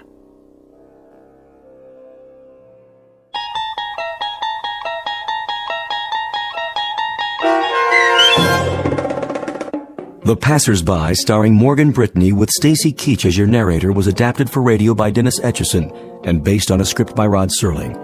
Heard in the cast were Doug James, Jeff Lupetin, Turk Muller, Roderick Peoples, Norm Woodell, Carl Amari, Roger Wolski, Paul Patch, Don Longo, and Lynn Foley. To learn more about the Twilight Zone radio dramas and to obtain audio cassettes and CDs of these programs, visit our website at twilightzoneradio.com. This copyrighted radio series is produced and directed by Carl Amari and Roger Wolski for Falcon Picture Group.